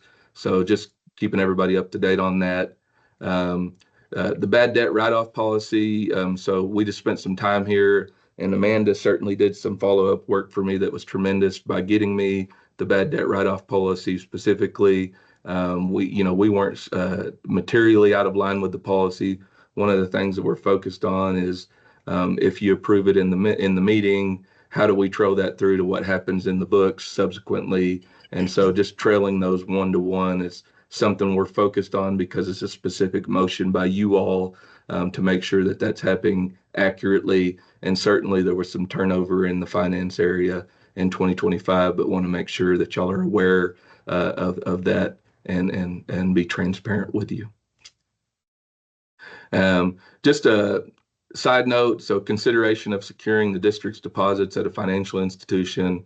If you hold grant funds, it's always a good idea to secure those with banking arrangements to make sure that you have first lien over your deposits in the event that that bank ever goes bankrupt.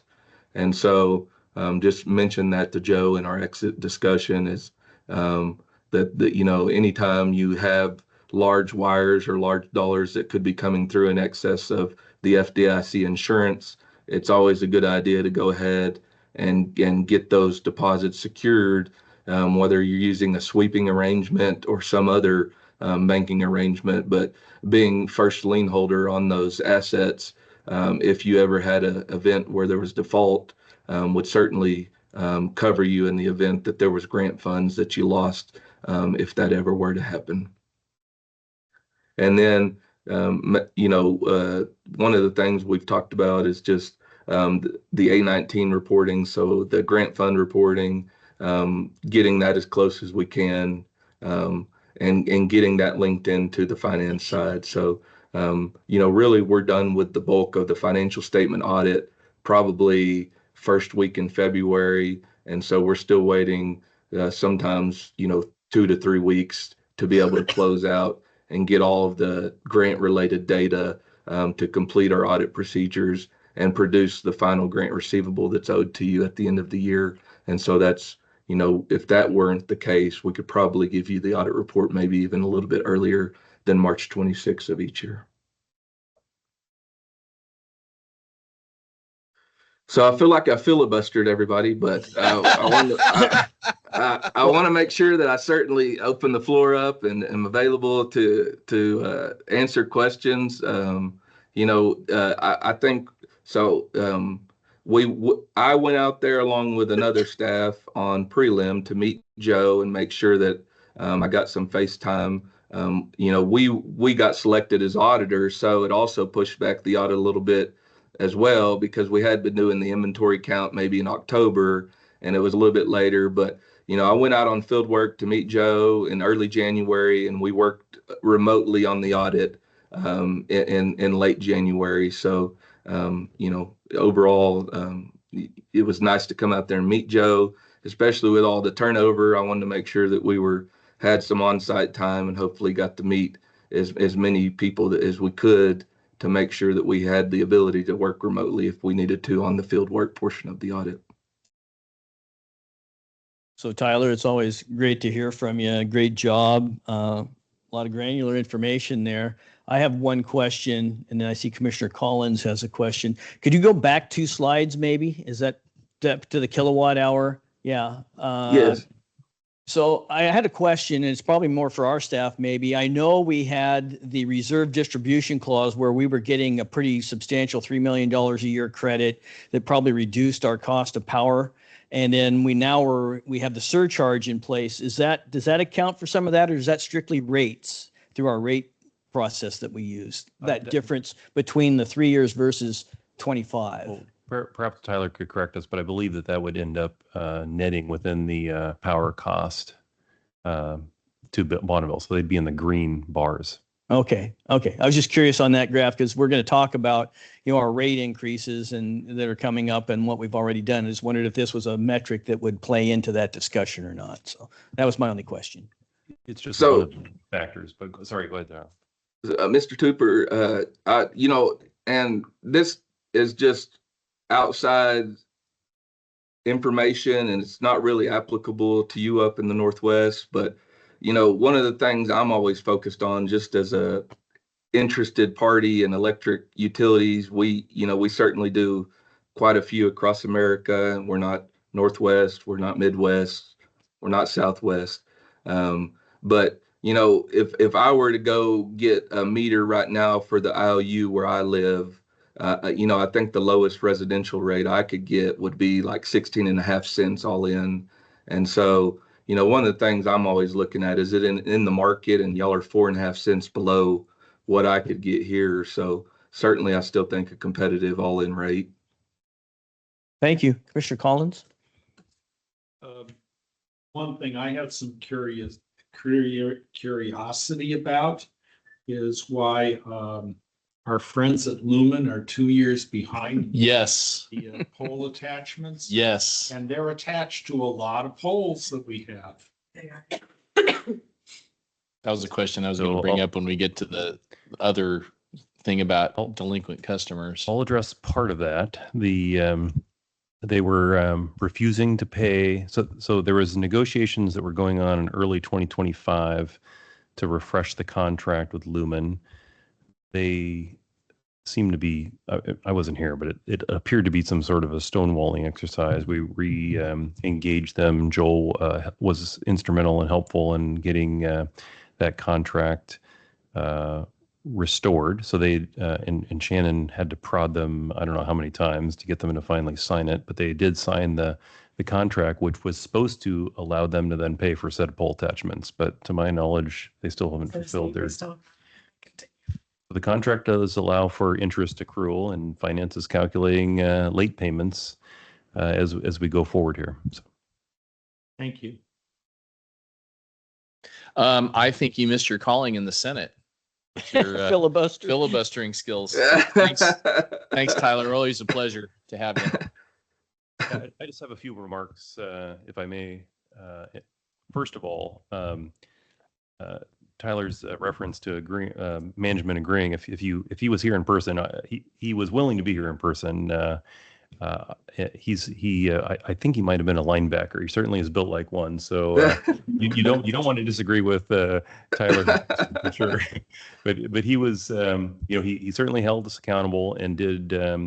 He has a lot of experience in our industry, and certainly when he has suggestions, we pay very close attention to those and respect and appreciate that additional value-added service. I also wanted to significantly thank Amanda Isaac and Melissa Blair for partnering with Tyler, being down a key person in the finance department.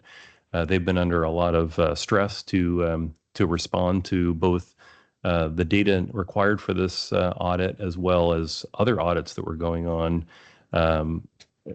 in basically series and sometimes parallel, as well as take opportunities to try to start implementing some of the process improvements that were suggested by Tyler. And those are ongoing efforts. I agree with everything Tyler said, and there are a lot of things that do need to improve process-wise in Jefferson PUD, and there are things that we're going to continue working on through the year. It is a challenging environment to do process improvement as we're deploying capital at a very aggressive pace. So we just have a lot going on. We have a lean staff, and we need to do better at our processes. So again, I agree with the recommendations, but we still have grant covenants that we've got to fulfill. So it's just a lot going on.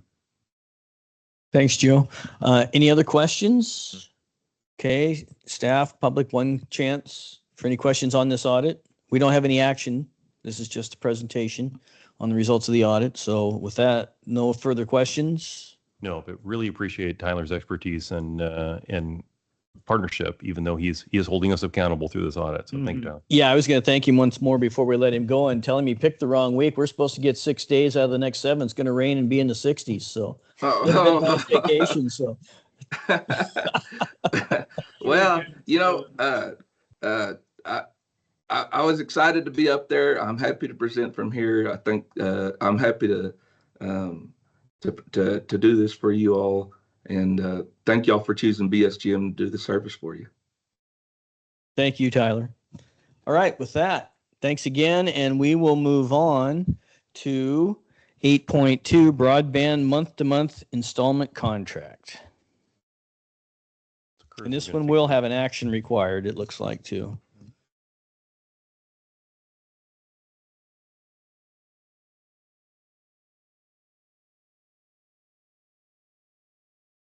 All right. So just a quick background for you guys on this one is it was established, I believe, 2023, that we had this month-to-month fiber line extension program.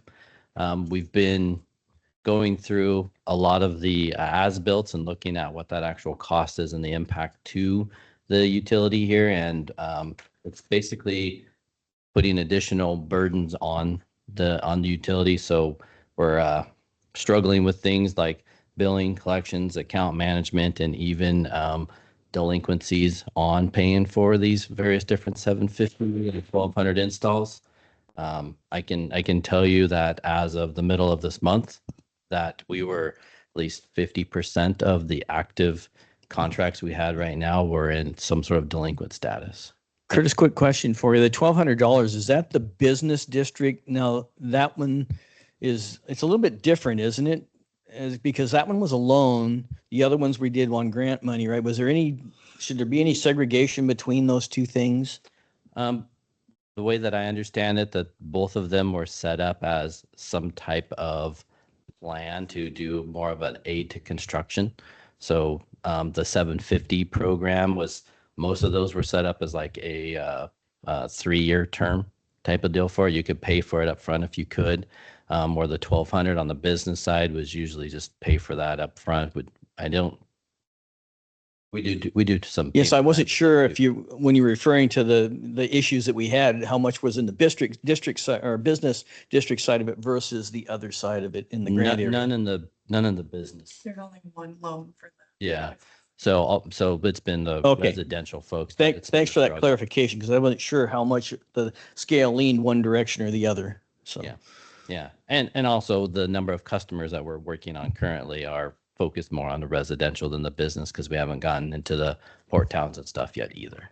So so this program is creating the undue stress on us. So truly what we have today in front of you guys is that looking at removing this program, and you have a resolution in front of you on looking at continuing or discontinuing this program, and then we would have a rate sheet that would be forthcoming with the decision on this. So go ahead.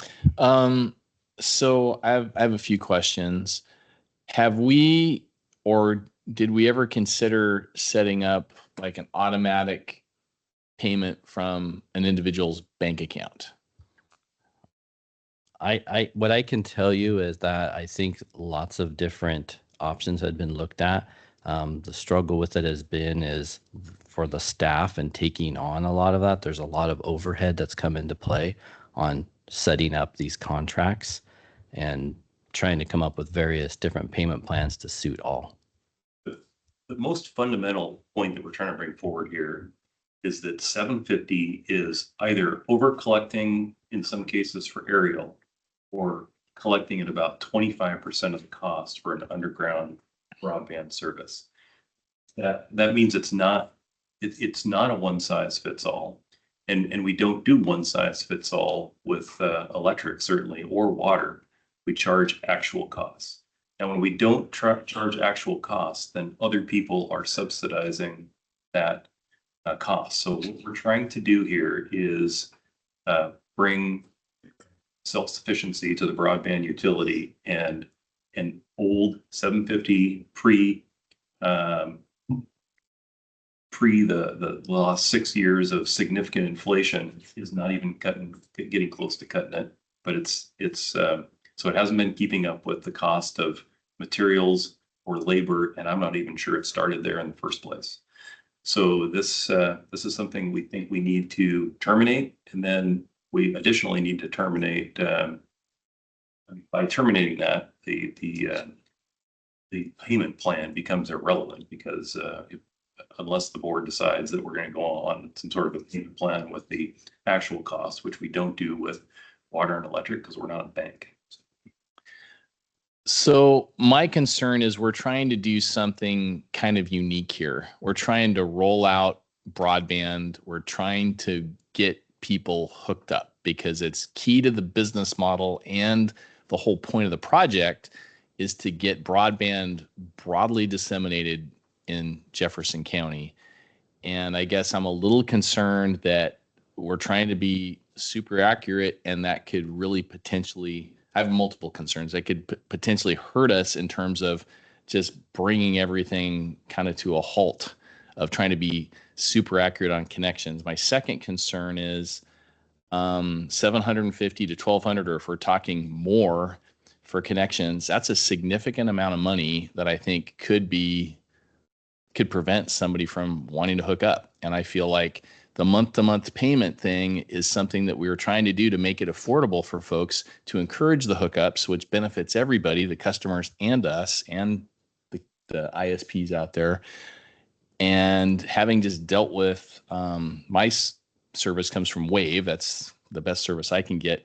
I qualified for the lowest payment by signing up for automatic monthly payments from my bank account. That got me the lowest cost because it saves them time. So what I would like to hear is that we are willing to do that kind of work to save ourselves time and recognize that it's in our interest to get as many people signed up, and it's in our customers and our interest to make it affordable. And one of the numbers that's out there that's really disturbing is it's estimated that roughly 1/3 of people don't have $400 for an emergency. So are they going to have $750 or $1,200 to pay for a hookup? So those are some of my concerns. Respond to them? Sure. Yeah. There are other people that don't have more than $400 that are paying the tab for some of those subsidies. So when we have a customer that it costs more than $3,000 to hook up and we're collecting $750, who's paying? Yeah. So I guess on that issue, I am happy to hear what our real costs are and how we're going to do that. My concern is if we're going to is it going to slow us down in order to, this customer, it's 600, this customer, it's 1,000. Is that process going to slow us down? Yes. So it's not only going to slow us down, but it's going to create risk for this division. This division needs to start showing a trajectory of self-sufficiency, and this is a significant improvement in that trajectory. But well, yeah, and any piece of this that we can take and focus on most of these areas that we're talking about, we have the funding for 60 to 70% of what's in that grant funding area.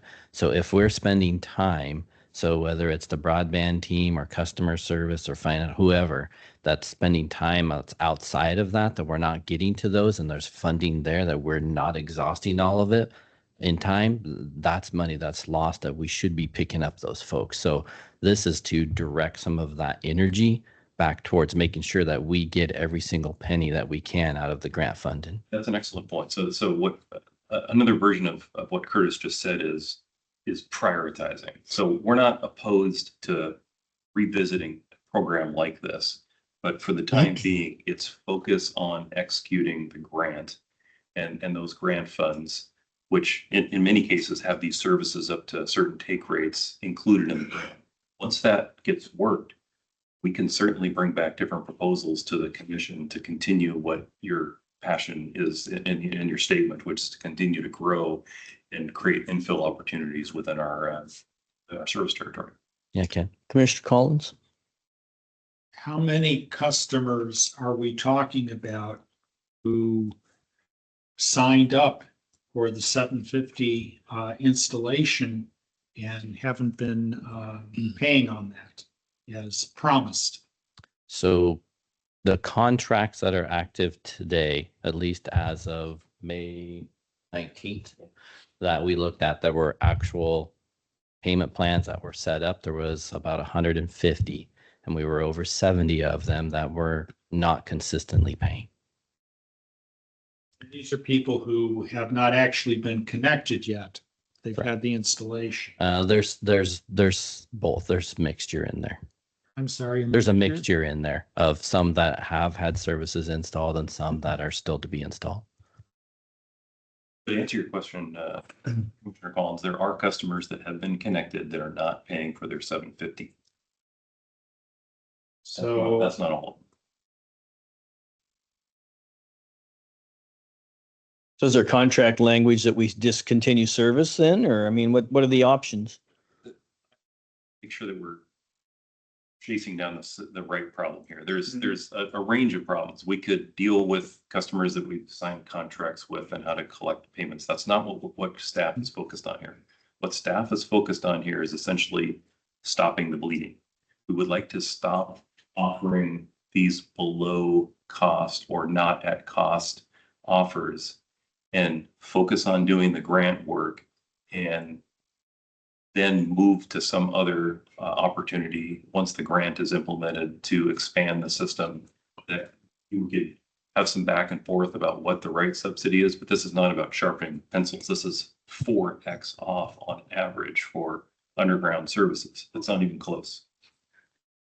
I'm not clear on what we're talking about, because we're talking about executing on the grants. We're talking about existing customers, some of which don't have service yet and are falling behind, and we're talking about setting new rates and things beyond the grant. So I'm not clear what we're even talking about. It feels like kind of a sweeping policy Schedule that when you're asking for a connection and we've gone beyond the grant take rate, that will still offer service that isn't covered by the grant. That is the $750 or $1,200. That costs over $3,000 for an underground service. We're proposing to stop doing that once we've gone beyond the grant for the time being, and then circle back on how we continue to grow the network once we've executed the grant scope. Okay, so basically we've got grant money for the first 60% of people in an area. They're getting everything paid for right up to their house. Correct. And that's staff's recommendation. You want to stay focused on executing and implementing that. Correct. We really want to focus in on that. Right. So especially with the way that a lot of these grants are structured and the timing on them, that really over this next 6 months that we have, we really need to focus on making sure that those grants are completely exhausted, because then once that time is gone, The money disappears and we've missed it. That's Okay. right. Yeah. Thank you. I get that now. Okay. So in each one of these grant areas, you've got that provision, and now we're talking about, okay, you're the 61st person. You don't get the whole thing funded. We have this deal currently on the books where you can pay $750 and be added to the list to have the service brought to your house. And your point is that on average, that cost is more like $3,000. If it's underground, it might be $500 if it's overhead. But it's variable. The average is 3,000, you're saying, for underground. Okay. So the costs are probably higher than that. In some cases, they're lower. And what you're asking is to suspend that policy for those people who are not in the 60% and this is for people who haven't already signed and haven't already agreed to pay. This is new people, that we would have a different process to determine what their cost would be. Correct. And part of this has come with actually all the construction we have been doing and getting the actual as-built back from the contractors on what it actually does take to build to a majority of these folks, especially the underground stuff. I mean, we've seen this stuff go even above $5,000 for. Okay.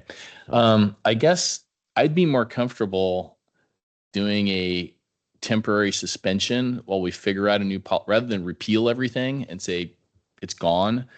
I would be more comfortable doing a temporary suspension of new signups while staff works with the commissioners to develop that new policy. That's just kind of where I'm at. And again, I'm interested in maintaining some sort of month-to-month thing. I'd like us to be exploring how can we make it easy on ourselves. Like, yeah, if you want the best deal, give us your bank account so we can do an automatic deduction, period. I'd be interested in knowing what are our late fees that we assign for people who don't do that. And I just feel like I need more information before we just chuck the whole thing out. But I'm hearing your points.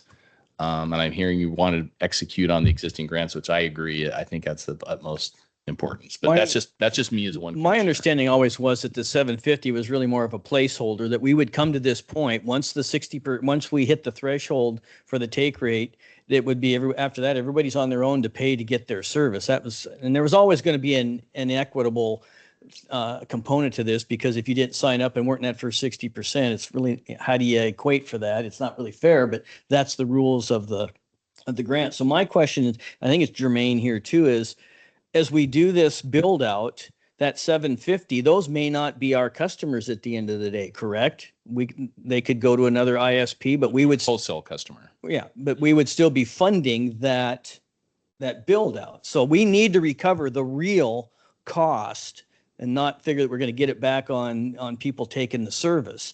So that's where my thing comes. I get what you're saying and I understand that, and I somewhat agree, but I think at the end of the day, this comes down to me is we need to be recovering the cost from this point on of what it's costing us to build out the network. And it should not be being subsidized by water or by wastewater or by the electric customers, because whoever wants that service should be carrying the load to pay to get it to their area at that point. I know it doesn't sound fair or equitable, but that's the rules that we had to play by when we took the grant money, and we've reached that saturation point. We're past the 60% build out, right? Yeah, we have, at least 2 areas right now where we've hit that 60%. So we need to recover construction costs while construction is happening. That's my take. And it shouldn't be subsidized by anybody other than the people taking the service. And while the grant funding is. And that sounds harsh, but again, this is public funds. We can't just be using this money to, segregate certain groups of people that are getting this benefit when others don't or can't get the benefit. So Yes. that's my take on it. Commissioner Randall, I wanted to address the suspension. My instinct is that customers are going to be very confused about seeing policy language that's in suspension. So, certainly we can make a copy of it and revisit it. Staff would like to revisit this issue once we have executed on the grant scopes that are currently in flight. We're not going to lose it, but I do think it's going to be very hard to communicate to customers that this is in some sort of a state of suspension. So I'm completely in agreement that the prioritization should be on the people who signed up within that 60% to take advantage of the grants that were available. I'd like to see this revisited so there's some mechanism if we're going to be charging people the actual cost for installation, then there needs to be some sort of mechanism to spread that out over time. And as far as I'm concerned, if people get hooked up and they're not making good on their promises, then we shouldn't be providing them service. We don't do that. We do it with everybody except Lumen. Thank you. Sorry. So Commissioner Collins, staff agrees.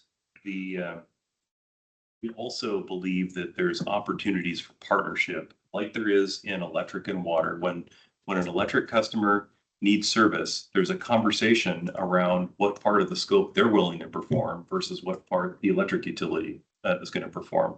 For example, the customer could do some of the trenching. The customer could put in some of the conduits. We have a number of customers that already have put in conduits.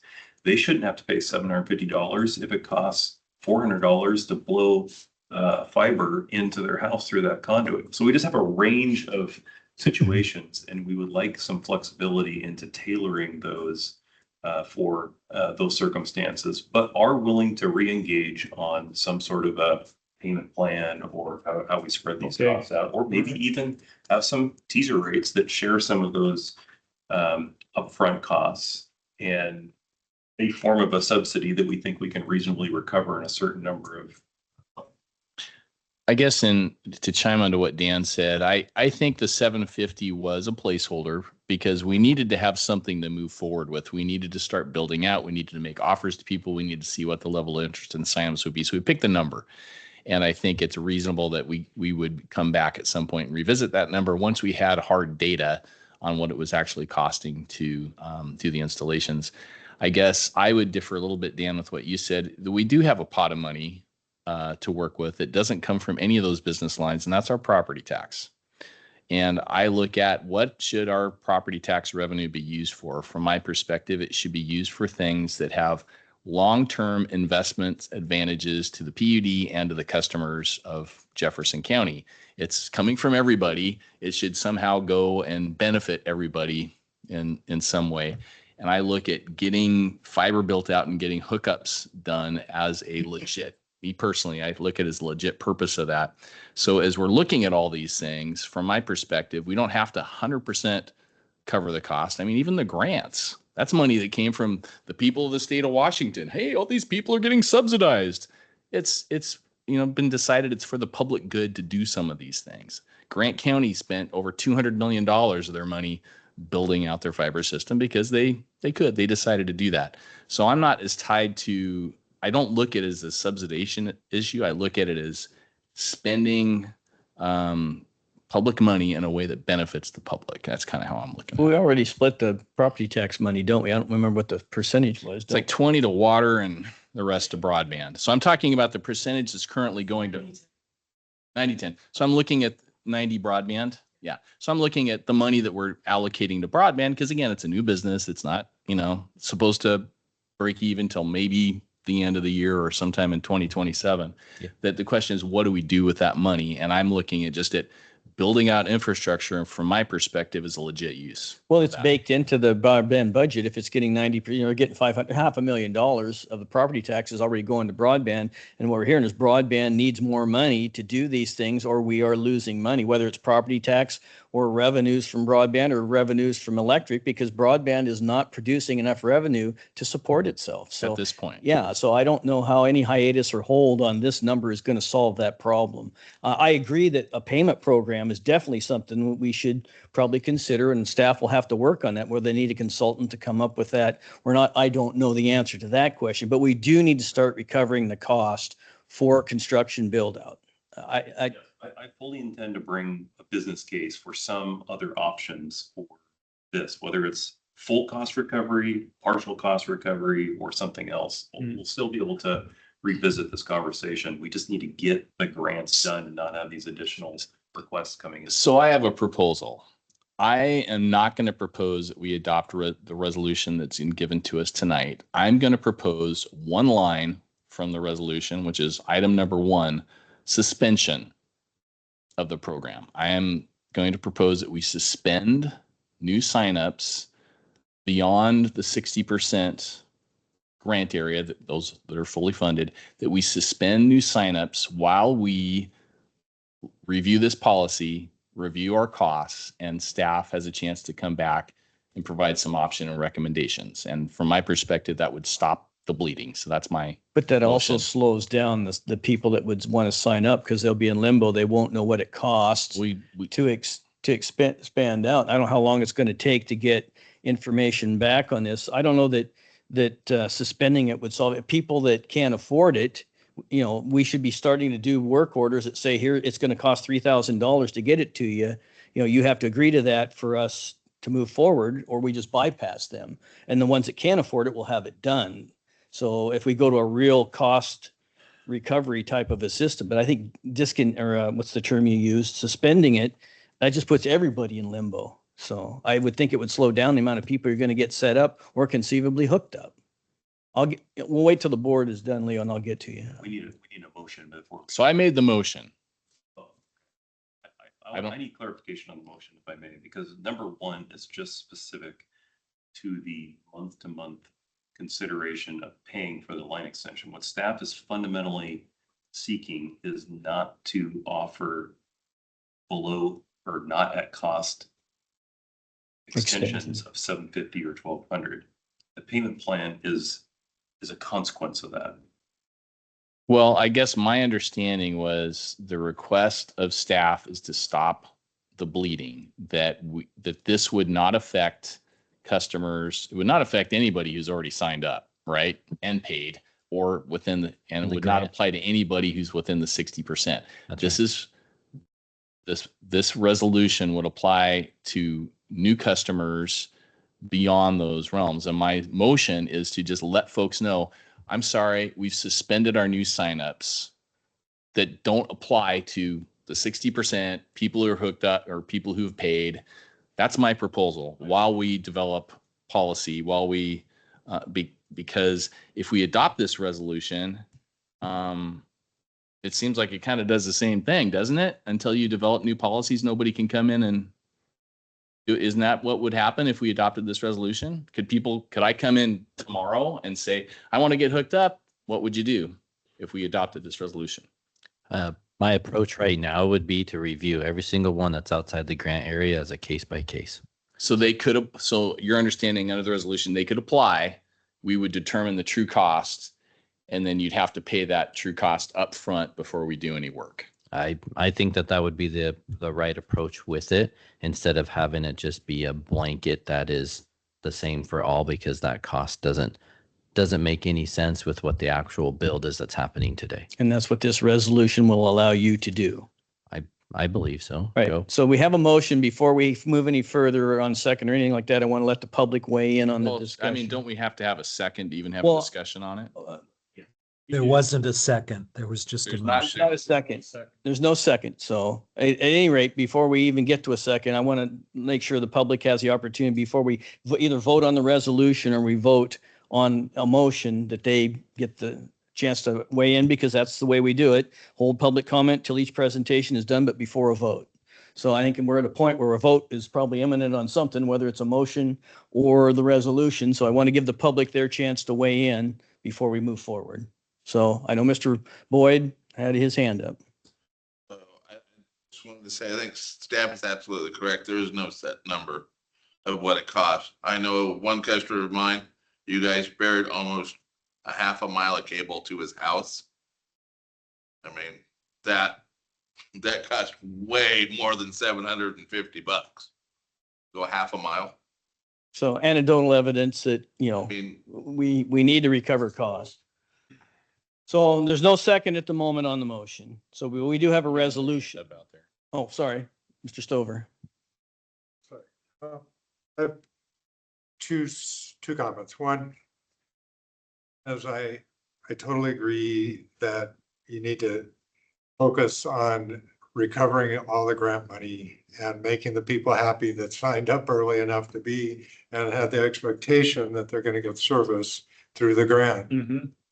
So my concern is that if you start introducing these other aspects of it, and you were 6 months out from losing the grant money, you're going to get distracted and not recover the grant money, and you're going to have unhappy people who actually qualified for the grant and wouldn't have cost you anything if you'd served them. So I'm concerned about of your ability to even assess anything outside the grant, given your time frame. That's one comment. The other one is that I think you could do everyone a big favor in the future. Our neighborhood was undergrounded, I think, in 2021, 2022. The gray 2-inch conduit sits 20 feet. It's from the side of the garage. It would have been incredibly easy to put an extra sleeve in with the power meter to enable the 2-inch conduit to feed the side of the garage. The way it's working out is they're having to hand dig around underground sprinklers and landscaping and everything else, when it would have been just easy. And Astounded figured this out. They have their red pipe in the sleeve in the ground. The PUD dropped the ball, in my opinion, on that. And they also dropped the ball, in my observation, is that when I talked to the Finley guys in the neighborhood, they say they have no map of where the underground conduit is that the PUD put in. They're just going around wiggling pull strings to figure out where it goes. Yeah, I'm going to stop you, Philip, because we're getting a little far afield with developments that happen and that, sort of thing. I get that. Yeah. But I just think you can avoid this disparity in the future in neighborhoods where you're going to invest in underground conduit and not do the last 20 feet. Yeah. Again, I think that's a discussion for a different day. This one still comes back to the current policy we have and where do we want to go? And, staff has laid out a case for recovering costs and to keep things moving. if we deviate from this, I think that creates more chances for us to do exactly what Mr. Stover was talking about, is we get disoriented, we get sidetracked, and we don't recover the cost. Either way, we could end up at the end of the day not utilizing the full grant. So Commissioner Randall, Mhm. would you accept the modification of your motion? Let's hear your friendly amendment, and then I can choose to accept or not accept. The amendment is that we vote to endorse paragraph number 1 and paragraph number 2. So paragraph number 2, removal of fiber line extension rates, fiber line. Could I make one Yes, please. small suggestion to that? If you're going to do 1, 2, I really recommend that you also include number 3, because that right, it takes care of relates the to the people. existing contracts All right. that are out there that people have come to rely on, and just makes sense to do that. So I guess we're kind of crafting a little modification of this. The one thing I would like to do is to ask staff to come back with, we approve something, ask them to come back as time allows with hearing us on, we're interested in some sort of month-to-month option. We'd like to have them explore things like automatic bank payments to reduce staff time and ensure that people are actually paying their thing, and information on what they're going to do with requests for new hookups while ensuring that we're keeping our eye on the ball of executing the grants, not let any of this stuff distract us from executing on the grants. So I guess Staff is directed to bring extension proposals back to the commission. Date certain or a future date? I think as you can, because you're going to be gone for a while. Curtis is, fighting fires and doing the best he can. So you want to try and restate the Amendment? Yeah. What do we got here? Or Joel, are you able to kind of hear what our concerns are and restate? Well, I'm just what we're trying wondering, to do? I mean, have we really done anything to change the resolution, honestly? I mean, the rest of it is just going to be about notifying customers and how we're going to communicate to the public. So I don't know that we're really gaining anything different than what the resolution is worded to do anyhow. Am I missing something? I'm trying to make sure that I understand. So if we were to take 1, 2, 3, 4, 5, 6, and then add staff is directed to bring extension rate proposals back to the commission before September 30th. Including month-to-month payment options. That might be the better, is to add a bullet number 6 Yeah. than to try and do a motion. Yeah.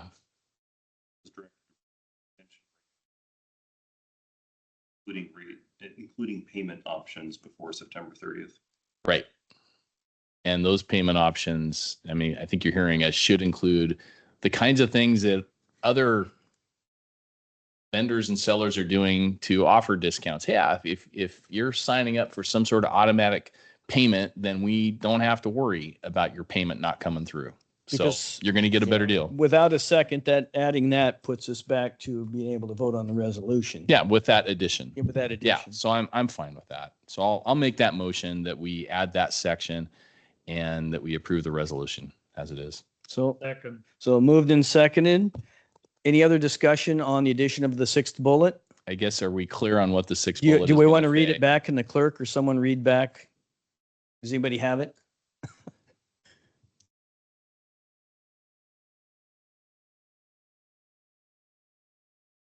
I think staff was to bring back a revised rate proposal that would include A a payment. variety of payment options, such auto payment or ACH. Did I get that right? I think if you add the term month to month before payment options, you got it. Monthly payment options. Right. So let me try reading it one more time. Monthly. Staff is directed to bring back extension proposals to the commission, including monthly payment options before September 30th. And Joel had some what was your language, Joel, about the My staff is to bring back the proposal, including payment options. I don't know. I think it's fine. I think it's what you've got, Joe, is fine. So staff is directed to bring back extension proposals to the commission, including monthly payment options before September 30th. Does that work for you, Joel? Before Yes. September 30th? September 30th, 2026. Is that how long, how many months are we talking? 4. June, 3 months? July, August, June, July, September. August, Okay. 4 months. Well, it's 4 months. Okay. And in between now and then, this is the discussion. Did we have a motion and second? I think we did, We right? did on Okay. adding the 6th bullet. Okay, so now we have a motion and a second on this modified resolution. And in between now and then, Curtis, your understanding of what would happen is you'd continue to focus on the grants. But if somebody came in and they wanted to get their service added, what you believe you would do now is figure out what that actual cost was, give them the option of paying that, and that's the only way they would get connected is if you just pay it all up front. Correct. Okay. So we had the motion in the second on adding that bullet. Yep. So Yep. we want to take the vote on that to add the bullet. I'm done discussing it Okay, all those in favor of adding the 6th bullet as presented by staff? and approving the resolution. Oh, you want to include the Yeah. rest? Okay, we do Yeah. it all in one? Yeah. Okay, and does someone want to read the title, or do we need to read the title, Joel? Well, yeah. Resolution. Oh, you of the Board of can. Commissioners of Public Utility District Number 1 of Jefferson County, revising fiber line extension rates and discontinuing the month-to-month fiber line extension program. Okay, with the added wording with the added wording or a 6th Yeah. bullet, discussed. as discussed and presented by staff. Any other discussion? Is that okay, Joel? Yes. Okay. Any other discussion? No. All those in favor? Aye. Aye. It's unanimous. So we're So discontinuing it, but we're telling staff we really want it. staff has a plan to move forward here, so, and guidance. Staff has guidance. Okay. So we will Thank you. move on to unfinished business. For the unfinished business section discussions, please hold public comment until each presentation is done, but before a vote. 9.1, revenue governance policy, or review governance policy. I didn't have anything. I just had a couple, and they were from Tom Tierce's comments. I saw Tom's email as well. Yeah, yeah. So I agreed with some of what Tom said, and I don't know if Tom's on the line or not.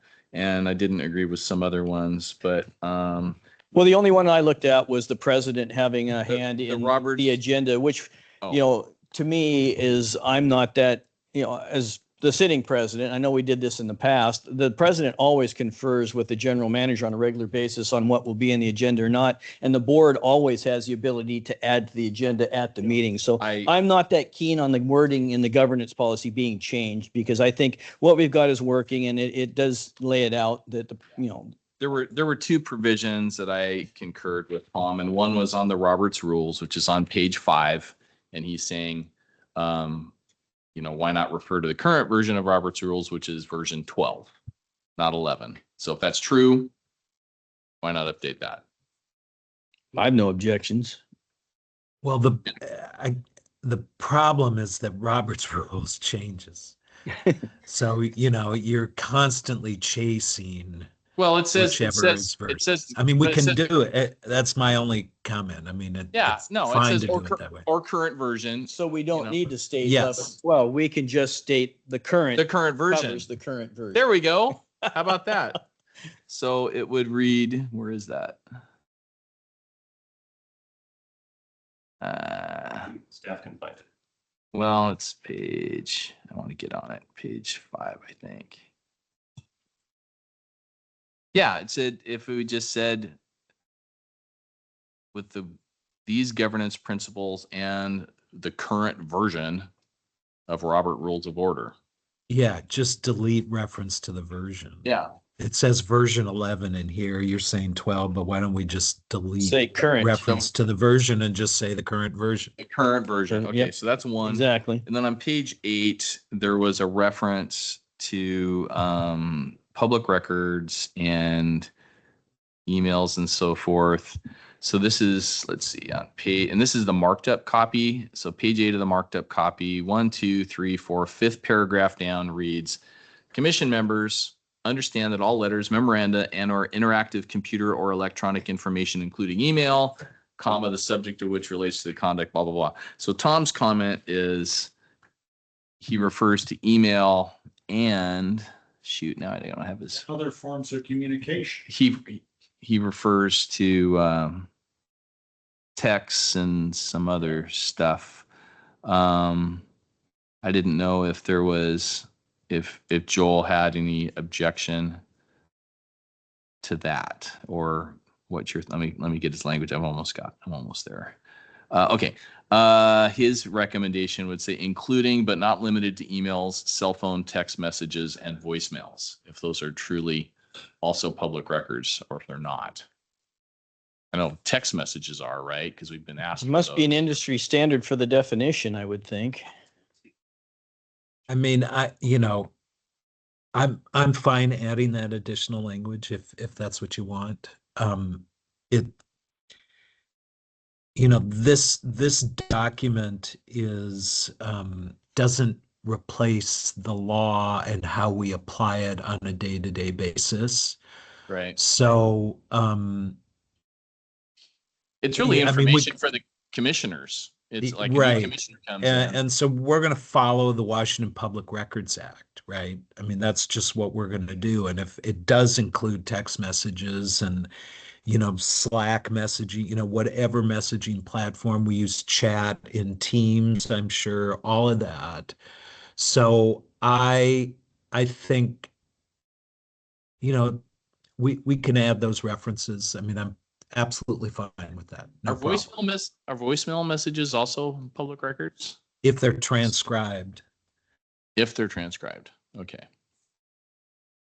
Well, anyway, there was that one. I didn't know if we wanted to include that or not. And then the rest of it, I felt like you, Dan, that I don't feel like there's a problem. I don't think with we're how we form restricted now. agendas. Yeah. I don't feel like It doesn't give the general manager the unilateral ability to just set the agenda. So I was fine with that. Tom asked about why we would allow the general manager to step forward and recommend his own how he be reviewed, criteria for a review. And the reason for that is we've tried it the other way, and it's really hard with 3 elected officials to come up with a standard review. And what I found is that with leaders at the highest levels, they're often more hard on themselves than we are. So starting with that individual, providing some suggested criteria that we evaluate the general manager, we are certainly able to add our own criteria and ask for more information.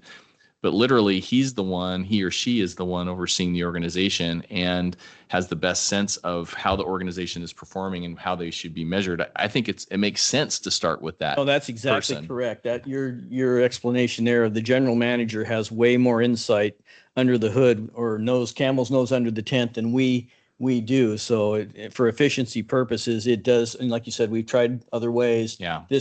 This path does seem currently the most efficient way to do it. And I think the last one was about commission members who are requesting public information, asking that of the general manager and CCing the public records staff member. I view that as, hey, the general managers might be curious when his commissioners are requesting information and would like to be in on the loop of it. I didn't have a problem with that one as it is currently phrased either. So. Yeah, and again, that just gives wording to something that already exists, is the courtesy that most of us do that anyways. So I guess bottom line, Joel, do you recommend including any additional language after including email to refer to? We can, I don't remember what his list was, but I think it's fine to include that. And I didn't see his correspondence. So the rest of the items, I agree with your position on completely. So. Yeah, From staff's perspective, repeating portions of the Public Records Act differently than the Public Records Act creates ambiguity around. That's absolutely correct. Okay, then I don't have strong feelings about it. So let's just leave it as is. We know it's your governance documents. You of anybody are in compliance with the Records Act and want to continue to be that way. So the final tally was the one change of wording in the Roberts rules was Roberts the only rules. thing that we've substantially changed. Yeah, Okay. and because the other phrase, interactive computer or electronic information, is the all-inclusive thing. Okay. So, All right. So any other discussion on this before we make a motion? And I guess does the public have any comments at this point? Is that someone lit up over there? Is that Roger?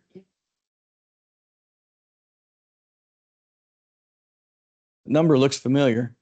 732-7246. Are you unmuted? No. Nope. Okay. All right. so I'll make a motion that we approve the revised governance policies with the addition of or the modification of the language around Robert's rules to just reflect the current Robert's rules. Second. Moved and seconded. Any further discussion? All those in favor say aye. Aye. Are you voting? Aye. Aye. Okay. Okay. Depart. Well, we still have a quorum, so that we got that one out of the way. So we will move on to 9.2. There's no, doesn't look like, was there action going to be on this one? Let me see. So there's no action. So this is information only. So we will move on to low qualified rate reduction program, Gene Pepper. Right? Is that where we are? That is where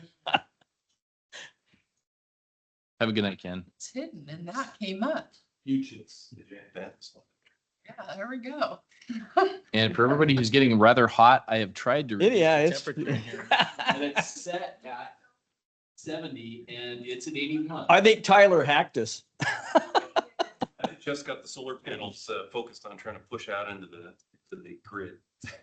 After telling Tyler he's missing our cooler wet weather, he hacked us and turned the thermostats up. We're not running the heat as much as letting us. Good night. Good night. Is it not? It's not Well, responding. now it's on. I set it to cool. See if it does. It's set for 70. Well, how long do you have, Gene? Are we going to be out of here? It depends on you. I can go through this really fast. Go through it fast. I think for me, I just had one issue I wanted to bring up, and it related to kind of some of the stuff we talked about last time, because this is building on what you did last time. So I just had a comment, but I'd say go through fast. You want fast or slow, Dan? I have no questions planned. Okay.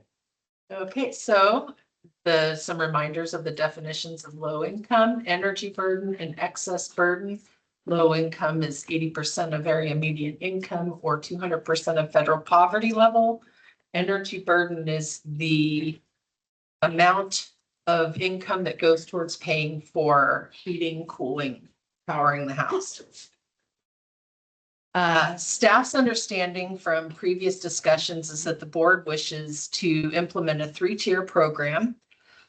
Tier 1 for lower income customers at 150% of federal poverty level. Tier 2, we discussed 80 or 200% of poverty level and a burden greater than 6%.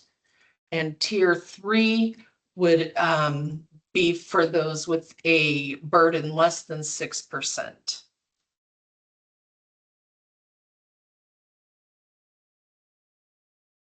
Sorry, that's taking a second. So we extrapolated from census data the percentage of the population in each income tier. 45% of Jefferson County residents have a household income that is at or below the state threshold for low income.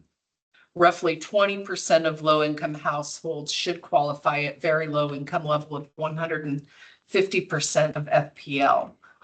This leaves remaining 13,700 customers, metered accounts to fund the discount, and about 2,500 of those are commercial. You have any questions before we move on? So, is there more slides coming? Oh yeah, there's more. Okay. But about what we've decided, any questions on that? No. Okay, I'm right. Okay.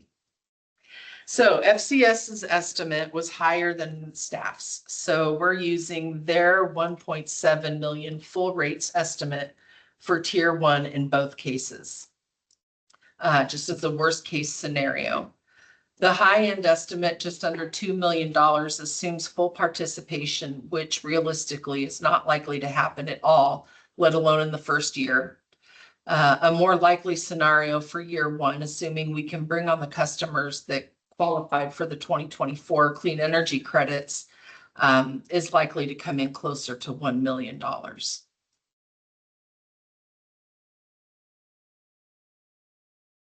So this is where we're getting into new territory. Currently, the cost is baked into the base fee. So income qualified people are paying for the program that they are participating in.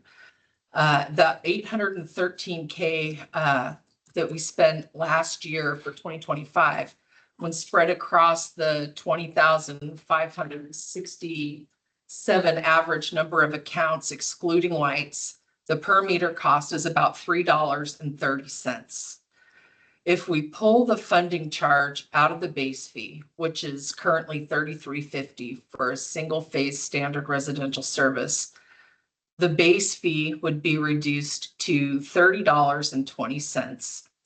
And a line item would be added to the bill for the funding charge of $3.30. Is everybody following still? Okay. That's relevant to current rates, right? That's relevant to current rates. Current rates with the current program. Current rates, current program, the baked in amount is about $3.30 a piece. And I guess the only thing I wanted to add to that whole discussion when I was looking at I was going back and looking at the FCS stuff from last time, is they were providing, here's how much it would cost, per base fee to cover these programs, is that, as you said, we're currently covering this by part of the base fee, and it was $2 in beginning of 2017, late 2016.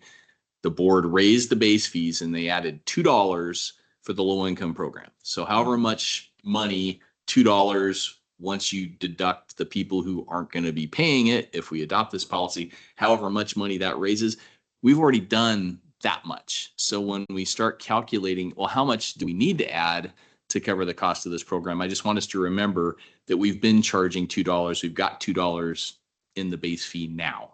Well, that was the discussion then, but we've had many rate studies and that's been baked in there this whole time. As customers come on and the program has grown, the cost is now, that is what $815 or $13,000 in 2025 for electric spread across all people paying into that base fee, non-light accounts. That's $3.30. That is what the cost last year was. So inflation took care of the $2. We're in new territory. Well, yeah, we're spending more on it now. And if we end up deciding that we want to pull out whatever this portion of a person's bill is to fund low income, if we decide we want to identify that and track it over time, that's fine. I guess my point is that we added $2 to help fund it, to help raise money. And we've been collecting that money ever since then. And if we hadn't done it, and we hadn't done the low income, anyway. So I'm just saying, we're not starting at zero with whatever. No, we are not starting at zero, not at all. Yeah. So, sorry, I got off my note here. Okay. Well, I think what Commissioner Randall's fundamental point is when we say $4 for additional. Right? No, right. It is not. Is to take into account that we've been charging $2 more. And I realize that in the future, when we ask for rate studies, we'll probably ask for this to be broken out a little bit. Okay, what's the part that's not the low income part? What's the low income part? And good clarification. This is not a marginal charge. Yes, and that was the main point I wanted to bring today was, hey guys, remember we did this when we do the math. Consider that. Right, and I was talking fast, so I apologize. That's okay. Where I was getting at with the base fee. It's right now, 2025, $33.50. Yeah. So you take that $3.30 off, that's our starting point, $3.30. We break that off on the statement. We're billing for what the cost was last year, no changes. So now we need to look at additional funding, and really we can work with this, and the plan is to track and go from there, adjust from there, sorry. So with the lower take rate initially, we could start with a lower surcharge. And this is not advancing now. Okay. So if we start with the $3.30, this $4 is actually 70 cents so that would be an additional 70 cents. $3.30 plus 70 to the $4.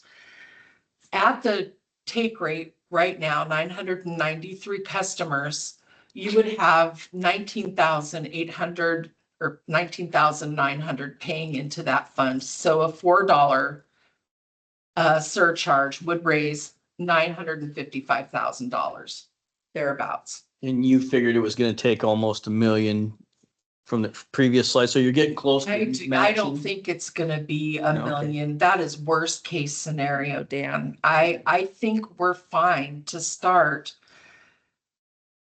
So you think this will cover the $354. cost? That number will, you believe that revenue number will cover the cost? At $4, yes. Okay. Yes, it will. Because remember, the cost at the night for the 900 folks that are on there now, the 1,000, their 30% discount is going to be right around 500,000 or less.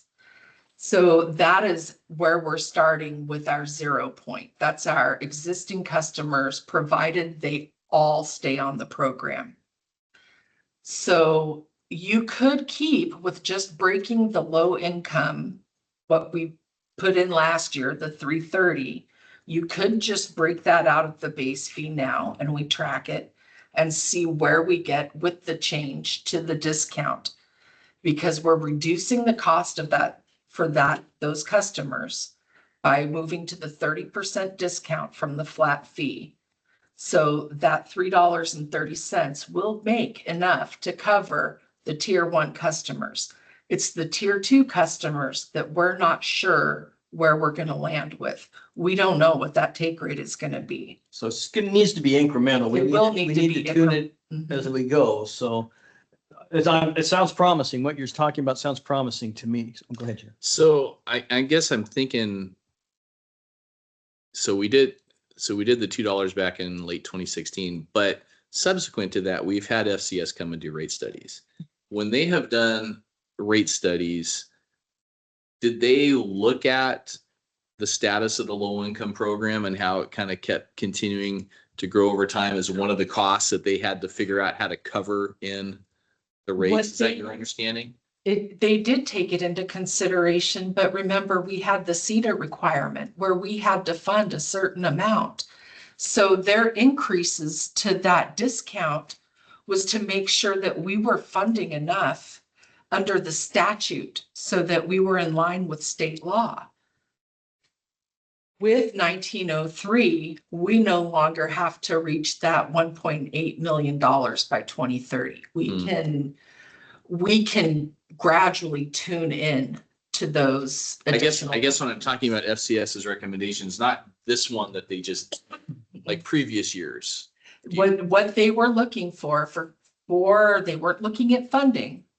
At whether you were within those $2, they were looking to make sure we were putting enough money. Yeah, so I think you're right. I think effectively we have been committing $3.30 Yes. because every time they come back, they're looking at the low income program as one of the things they got to cover Mhm. with their rate study. So I think you're right. I think we did $2 intentionally, but since we've done rate studies and what we haven't done is actually broken that out. They've allowed for it, I think. Yeah, they've allowed for it. And we've been covering the cost of our whole program, but it's grown. Yes. And you're saying, and your recommendation is consider adding another 70 cents to that to feel reasonably comfortable that we'll cover it into the future. Yes. If I may add, President. Yes, please. The expectation we understand from CETA and from the folks who are auditing us on this program, that they want to see some incremental additional funds coming in. But Yes.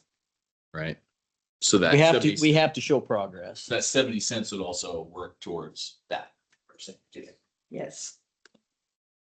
And the 70 cents is your best estimate to meet the cost that we need to cover the expected number of people coming on. Yes, it is. And it's even as we continue to track, we may learn that we're over collecting. I would suggest that we don't reduce any charges off the bat, because as we get into the program, we will start to see spikes in participation, and we need to be ready for that. Well, you really need to take data in to collect data to understand. You can't just go month by month. You got to have to take a 6 month or 3 month or whatever you determine is the accurate set of data set. Budget year. But yeah, whatever. Yes, so we continue to track participation, cost, and burden reduction, make sure that we are meeting the state requirements. We analyze the take rate, funding costs, and the effectiveness of the program. We report to the board on a quarterly basis, updates with the program, and we review the funding surcharge with the budget. Staff's recommendations. And with that, I am done. Thank you. So when would we be taking our first step on implementing any of this stuff? Would it be at budget and the next Probably time we do July, rate stuff? wouldn't it, or- when we do the next rate increase, probably when the next rate increase is. I am prepared to bring a resolution to the board at the next meeting. We need to switch to the percentage before rates go up in July, because that discount is scheduled to go up to $77, and we are digging a huge hole with that. And one of these things actually saves us money.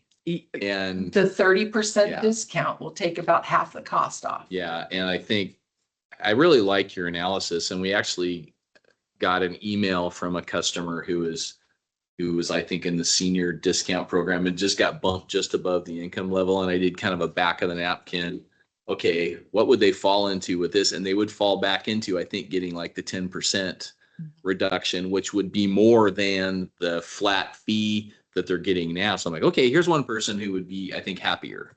Under Well, the new 10% would be less than the reduction they're getting now, because a 10% reduction, high power bills in the winter, $400-500. That's going to be a $40-50. Okay, I can't remember which category they fell into. Maybe they fell into the 30%. but- 30% would be equal. Yes. Yeah. So staff have enough direction? They feel like you got enough feedback? So Let me see if I've got it clear. We're gonna do the $4. We're gonna break off the $3.30 and add 70 cents. And would you be okay with implementing this with the 30% discount with the July 5th increase? I think so. I would think we would probably, don't have many options. We don't have many paths to take, and this seems like a good one to me. Yeah, so. and I guess before, like at the next board meeting, could we bring back the documents to execute that? Because we're kind of, there's not all three of us, and Ken Right. would probably like. And we're not really voting on it today. so- No, we're giving staff direction Right. of what to bring back. And Okay. Ken can listen to the recording if he needs to get the last half hour here. So. But I think, back the commissioner artifacts that are necessary to implement. Yeah. and I think from the public's perspective, it would be good to not go through everything blow by blow, but to give a summary once we've been given those documents to execute it. Here's why, here's what we're going to, here's what it means for people, here's how it will look on the bill, here's how we justify the numbers. Okay. And we have our one-on-one, so Joe could even pass this along to Ken on their next one-on-one if it's gonna happen before this is gonna come back, so. Okay.